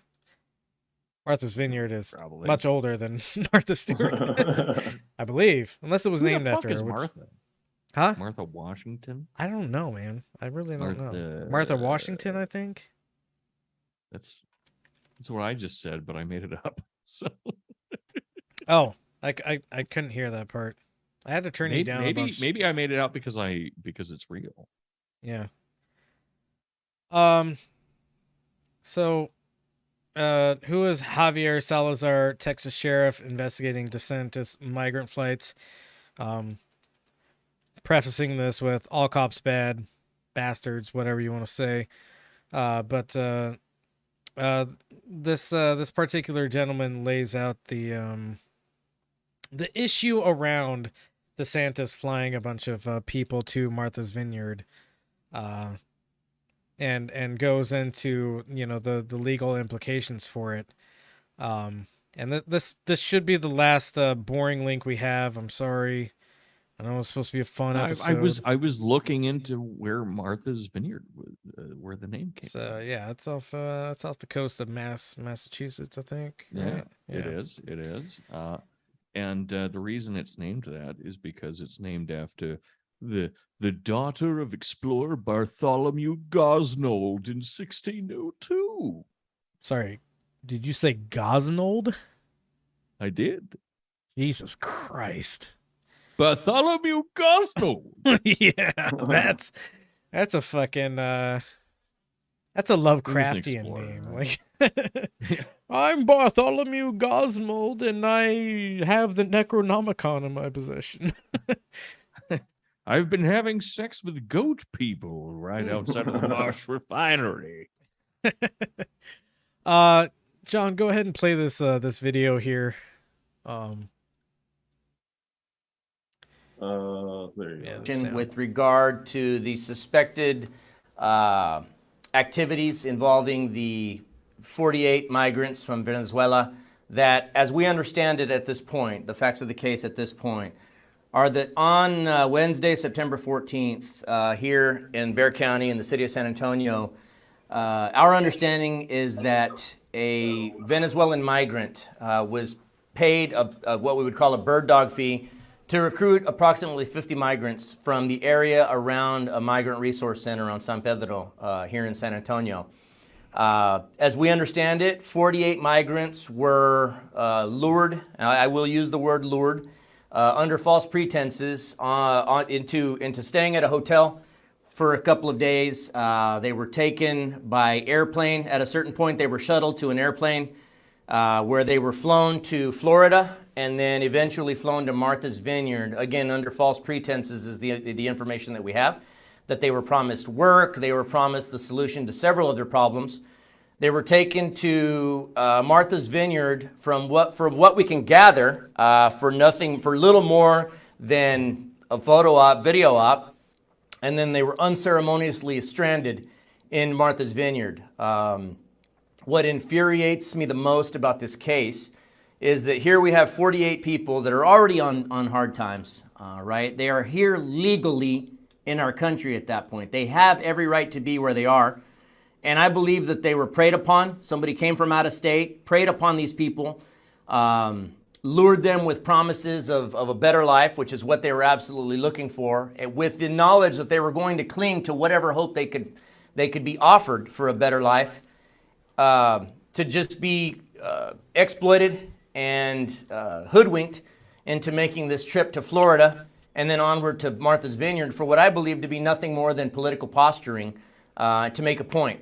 Well, look, we all know that during a political campaign, things can get nasty, things can get out of hand. But when you're playing with human lives of people that are already in a desperate situation, people that again, had every right to be where they were, but were lured under false pretenses, that does tend to bother me quite a bit. And so we are absolutely opening up an investigation into this. All right. I don't like agreeing with a man in uniform. Well, most I know, drivers right? don't. It's it sucks, and like I said, I prefaced it with all cops are bastards. This particular bastard had the broken clock. Make some good points. Yeah, this broken clock is right twice a day. He made 2 good points in there. These people were absolutely exploited. They were preyed upon. Go ahead and go to the next link where Ted Cruz accidentally admits something that he probably shouldn't have if he wants to Let's I put guess- Ted Cruz into Successfully. the fucking fun episode. Yeah, so, Let's have Ted Cruz into a fun episode. unmute it Let's have a and, fun episode with Ted Cruz in it. But Sean Hannity, weirdly enough, there's some, as much as people like to say that the left likes infighting and fracturing itself, the right, as it's gotten more extreme, has started showing its own weird infighting and fractures. And while I don't normally like talking about Republicans because I think they're all fucking like clown people, this is a fun episode, and clowns are fun, right? Can I also just say, and I know that people say this every single time, but this image is especially striking to me. Joe Biden looks like shit. Yeah, he's dying. That dude, he got bleached. He fell into someone's washing machine. That dude's on the way out. Yeah, All he right. does look like shit. That's all I got. That's bad. So one of the fractures, weirdly in the right conservative politics, that's been showing itself is you've got the pro-Trumpers who believe in Trump as like the savior of the conservative party, and then you've got the more rational DeSantis people who. Rational is a weird way to say cucked.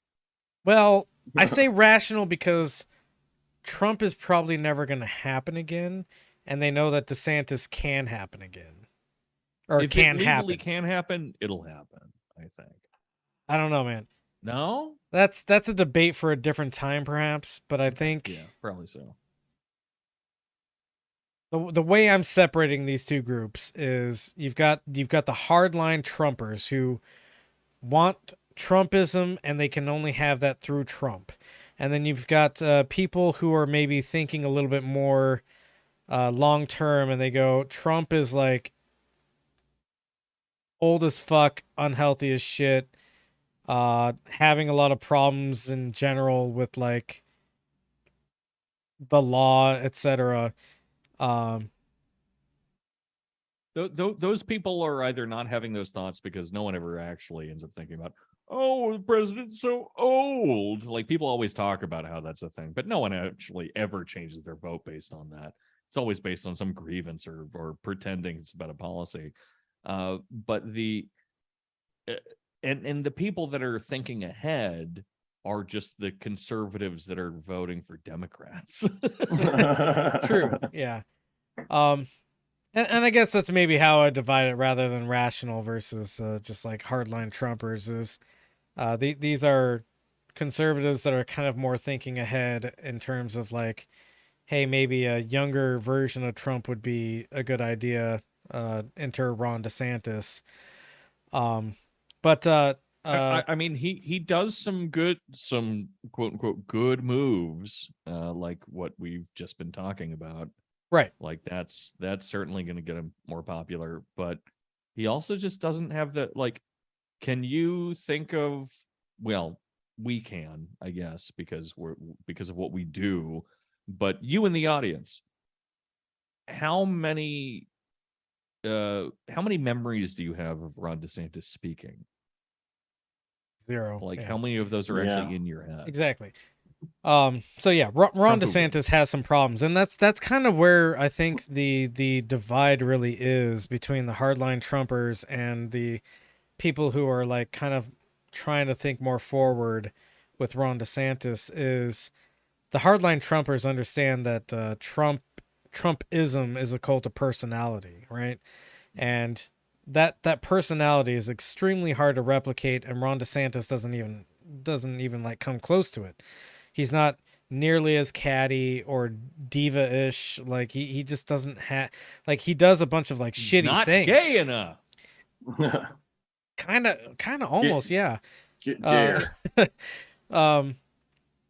Like DeSantis does some shitty things, like shipping 48 migrants to Martha's Vineyard and leaving them there, but that actually hasn't been like quite the win that he wanted it to be.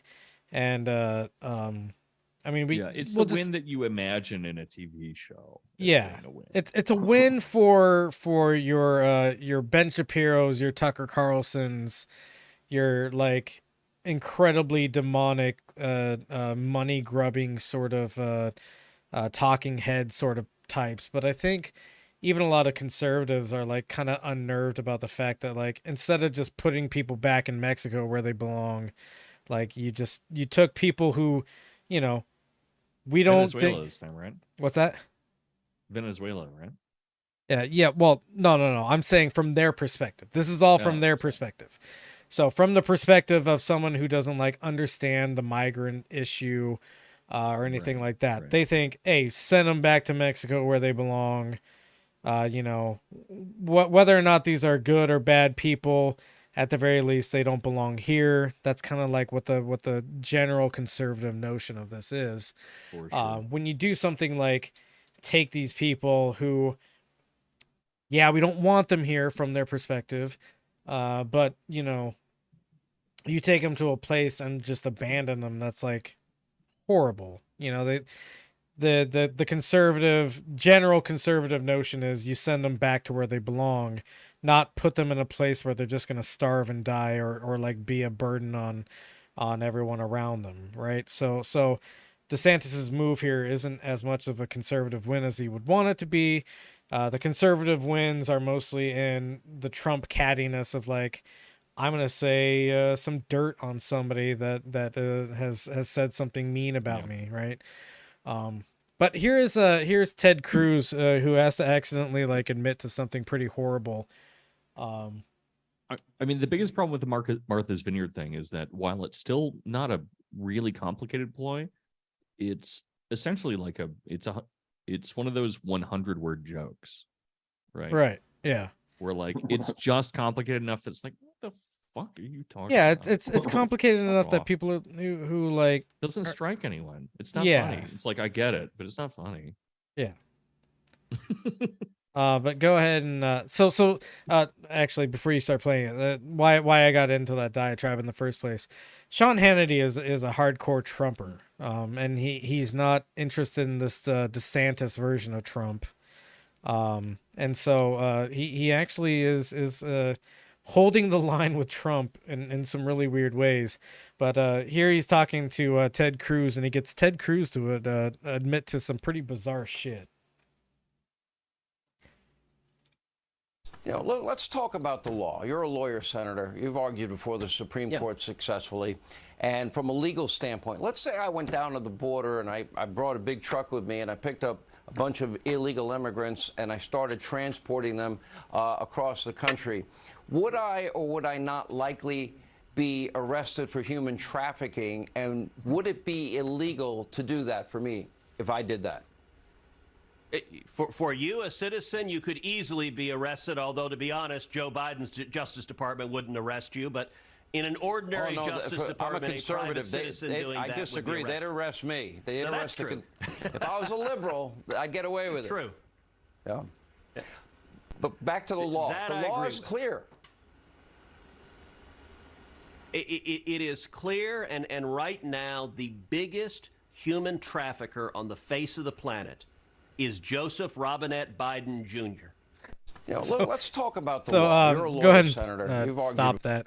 that. But basically, Hannity got Ted Cruz to admit that it's human trafficking,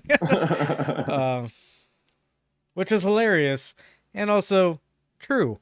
It is human trafficking. And Ted This motherfucker Ted literally kidnapped people. yeah, and Ted puts this interesting caveat in there where it's like, well, yeah, you as a citizen couldn't do that because that'd be human trafficking, but Ron DeSantis, governor of Florida, somehow doesn't have to play by the same rules of human trafficking.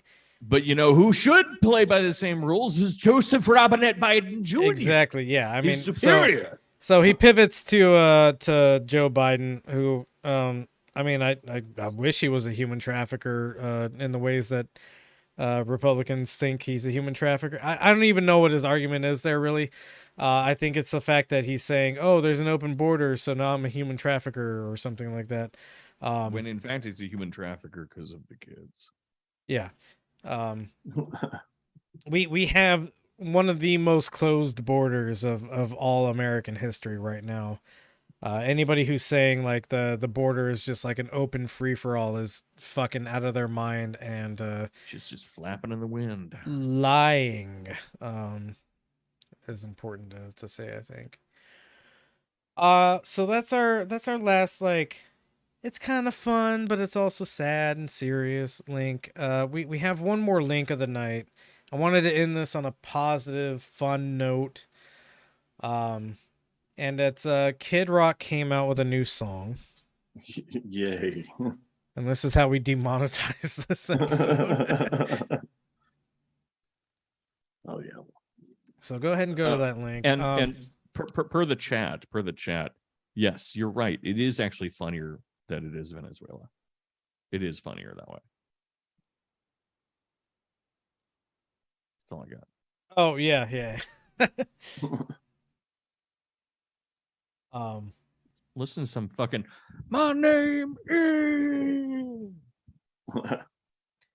Shake Zula, Mike Rulo, the old schooler. You want a trip? We'll bring it to you. Kid Rock has a new video out with it called Never Quit. And yeah, just play the first couple of seconds of this.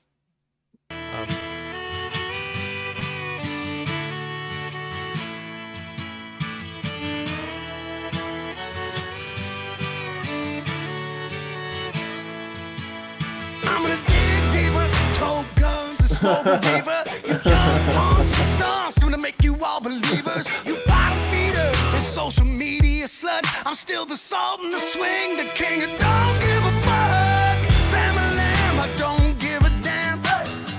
Only Sam, I still love this man. Yes, ma'am, I know you like it hot, so let's ride. I'm gonna fight like a G. They all gonna see. All right, go ahead and pause it there. I want to do just enough listening to this. What's that? I'm intrigued. We got to keep going, but go on. Well, yeah, I want to do just enough playing of this in spurts that we don't get the video pulled down, but rather we just get demonetized. Yeah, it'll get pulled down. Yeah, it'll probably happen. I'll probably have to edit some parts of this out or whatever, or like just blank out the screen, or you know how it goes. Typical Benzo Rehab dungeon upload where for some reason or another it's not uploading on the right timeline, or has some kind of strike against it. But anyways, for the listener, what you heard was horrible. But also you didn't get to see the music video itself, which is a black gentleman walks into what I believe is his store. It's not really clear what the store is besides memorabilia of some sort. Oh. It's like a rustic memorabilia store or something like that. But he also finds stores on the highway where you see a bunch of billboards saying guy stuff, girl Yeah. stuff, knives. Right, yeah. So maybe it's one of those stores, but it's not in a tent, it's in an actual building. He walks across broken glass and stuff, and he picks up a picture of what I think is supposed to be him and another guy. So I don't know if maybe they're saying that this is like the picture it's an old military picture of a white guy and a black guy. I think the black guy is supposed to be the guy that's picking up the picture. And it maybe seems to be implied that he was in some kind of homosexual relationship with this other military guy. It goes more into it in the video if we continue on, but it seems implied that like these two were an item, and this is like the last memory he has of it, and then it cuts to what's clearly supposed to be Antifa wrecking this place. Black guy. Yeah, a black guy, Antifa, whatever. It's never explained like why they would target this business, and when you think about like any riots that have occurred recently that have like destroyed businesses, it's like bank windows and shit like that primarily. A couple of instances where some dumbass kids decided to like fucking wreck a shop that was like locally owned or whatever, but so yeah, as Funky Fjord in the chat is saying, was that a Bamalam from the African American Work song? That's a classy and well-versed Kid Rock right there. Let's scroll down, John. The lyrics are thankfully supplied here, so go to show more. So never quit. Here's the lyrics that we've listened to so far. May I? Yeah, please. Just tell me where to stop. Yeah, tell me where stop to at no, I'll never quit. Oh hell yeah! It's got three O's. Mm-hmm. Okay. Never Quit. Written by R.J. Ritchie, James Sheffer, and Edward. So real quick, R.J. Ritchie is Kid Rock's real name, by the way. Right. Well, I'm gonna dig deeper, tote guns and smoke reefer. You young punks and stunts, gonna make you all believers, you bottom feeders and social media sluts. I'm still the Sultan of Swing, the king of Don't Give a Fuck. Bam-a-lam!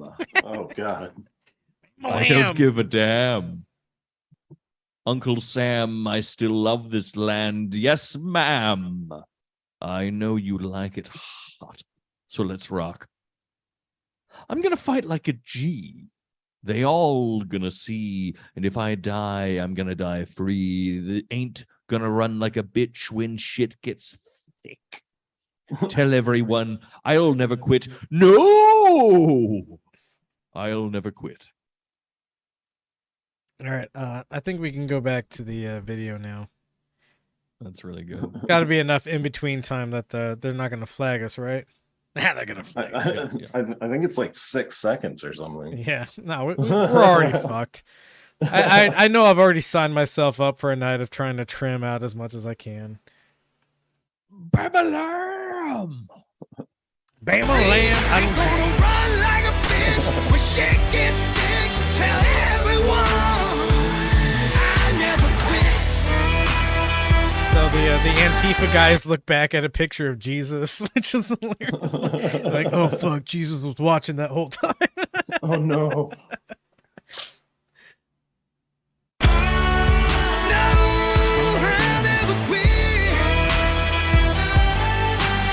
Am I gonna get If you're feeling funky, say hey, hey. If you love your country, say hey, hey.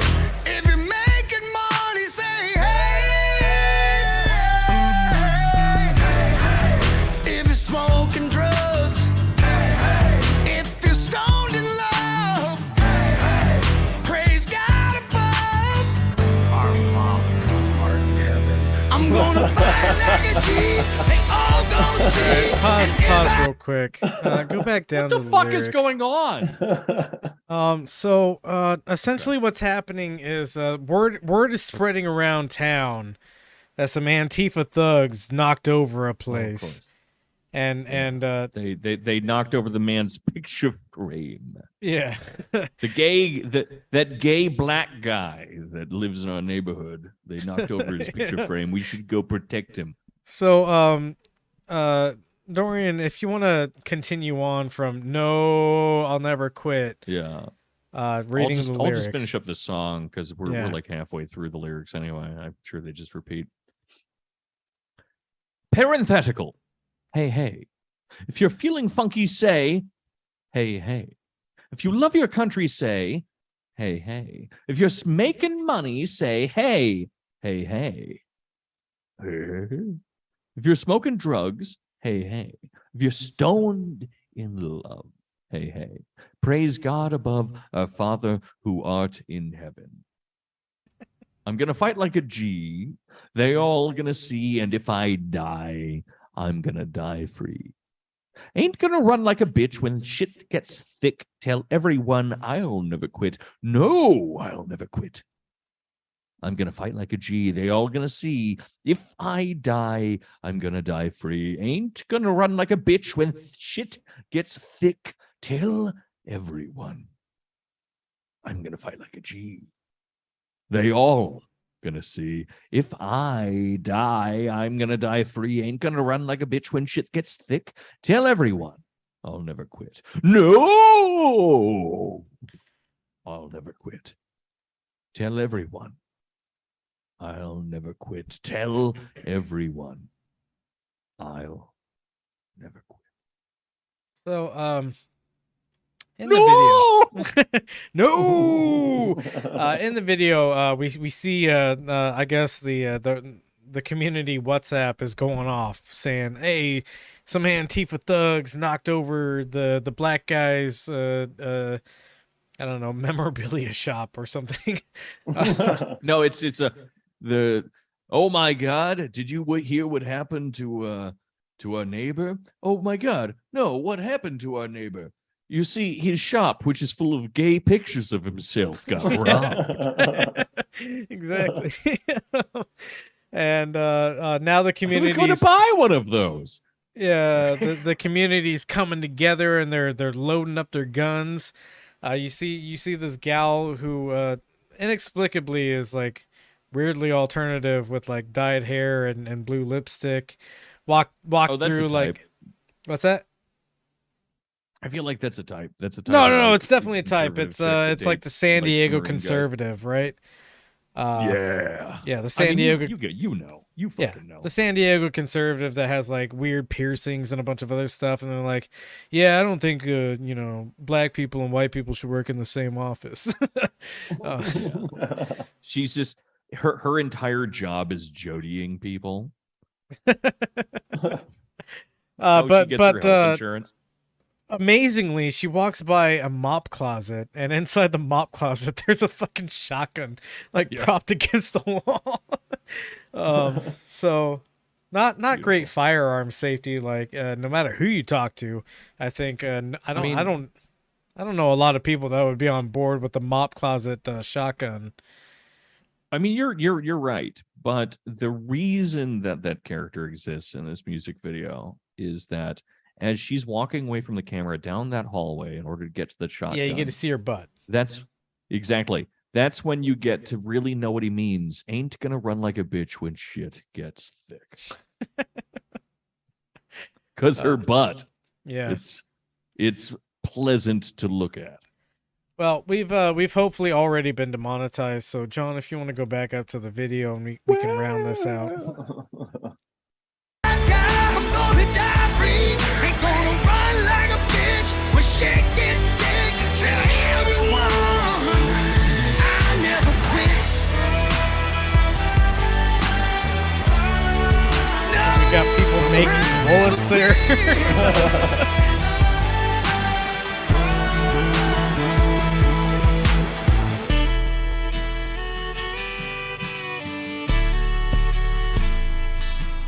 Oh, Antifa's mom found him out.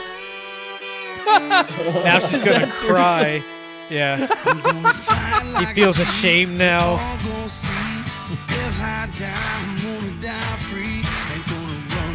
They all came together. I mean, it's go ahead and pause. We don't need to listen to the rest of it. So cancel culture is cool? Well, you should cancel him. Yeah, so cancel culture is cool as long as you're doing it for the right reasons. Notably, the only black resident in town is the is the guy whose shop got knocked over. So the message here is Antifa targets black businesses. Weirdly enough, this is the only black person in town. But Well, he's you know, also we're not he's not racist allowed because we any supported him. agency. What's that? Yeah, Yeah, he's not he's not the- allowed any agency in this. He's just like Yeah. he's a victim and just he's saved by white people. Thing. Yeah. Yeah, he's the town's gay pet. Yeah. Yeah. I mean, he's fulfilling a lot of token roles there, right? He's the token gay and the token black. Yeah, you have 36 people standing there right outside of the shop, patting one another on the back and saying, "We all do have one gay friend." See, I'm not racist and or homophobic because this one time I doxed an Antifa kid to his mom. Also, this is all pretend. You know. Yeah, amazing video. Was there more detail in there that showed him being gay that I missed, or was it just Well, so I've gone over this video a couple of times. it's funny to me thinking he's gay. It is. I've gone over this video a couple of times, and one of the first things he comes across is a picture of this white guy in uniform that's crushed on the ground, and he's like sad about that. And then he comes across a picture of the same white guy in uniform condom collection. Yeah, the same white guy in uniform standing kind of behind him in uniform as well. And then he gets sad about that. He's got a piercing in his ear, which, you know, like, oh, I didn't see that. Which ear was it? Do we know? Yeah, I don't know, it and the I don't gay know if ear? it's even like the right ear. If you're like Was it the trying gay to ear? do like the mythological, if you got the right ear pierced, you're gay sort of thing. I think what's being implied here is that Honestly, the gayest ear is the straight ear. If you get a piercing in your ear to tell people you're straight, it means you're gay. You're gayer than gay people are. No, I got this ear pierced because I'm straight, actually. Yeah, you're definitely gay. But no, what I think Kid Rock here is trying to do is say, we're not racist, we're not homophobic, we just have good conservative values and we believe in Jibo. And so like the victim of this entire story, which you know, it's a shitty white Antifa kid that wrecks his shop. The victim is actually the thing that the Antifa kid is supposedly supposed to like support and you know, like advocate for, right? And to a degree that this is sometimes true, in which like dumbass kids who are running around throwing bricks through windows don't always know which windows they're throwing the bricks through. Sure. But in as much as this seems to be like an incredibly targeted attack, no, that doesn't happen. It's there's more going on there. When Did you know Yeah. that in the Dresden fire bombings, some non-Nazis' homes got incinerated? Were you aware of that? Exactly right? Yeah, it's a, you know, there's a certain collateral damage, to use the enemy's terms, I guess. Sometimes when these things go on, but it's not the rule, and this is portrayed as purely a targeted attack, right? So obviously nonsense. Kid Rock's cool Jesus loving character arc is interesting. I mean, he's brilliant. He's a smart guy. Yeah, so On a when lot you of were coke. reading the lyrics, RJ Ritchie is Kid Rock's real name. He was as a child lived in like a 5,600 square foot home or something like that. Total fucking like rich kid who has taken on this trailer park persona in order to appeal to people who are too dumb to understand that they're being appealed to, I guess, or just don't care enough. I don't know. I've never liked his music, and I've lived in a trailer, so that says something. But Yeah. How did you turn out so bad? Yeah, what's up with that? I'm Yeah. actually the Antifa agent paid by George Soros that broke up this black gay man's memorabilia shop. Also, a veteran black gay man, really just kind of like checking all the boxes of like people that we Jewish, can... I hear. Yes. Also a prominent member of the Jewish community. But you know, ethnically Jewish, but he practices. Well, yeah, Wicca. ethnically Jewish, but practicing Protestant. Yeah. Anyways, Good that's night, all I got take my for tonight. medicine. No. We gotta give me a do kiss on the belly button. But there's a oh wait, no, we already that's looked that at other that. link. Yeah. Jesus You Christ, John. fucking fool. Sorry, Danko, you sorry, got I was anything just- you'd like to fool. pitch? Yeah. Schizotopia just did an episode on there where we talked about fucking everything. We actually didn't have a plan for this one, and it was pretty fun. But we focused on the question of are schizos the new incels? An interesting question for sure. So we dove into that. We argued. We did all sorts of things. We talked about how nothing will ever get better again, but hopefully it'll get funnier.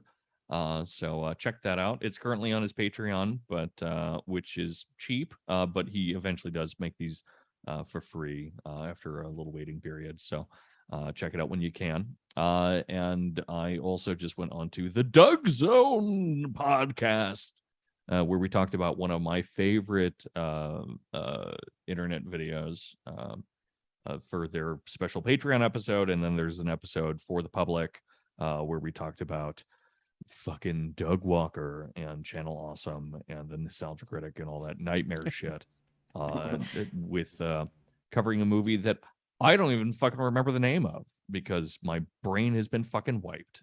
But it was very fun and funny.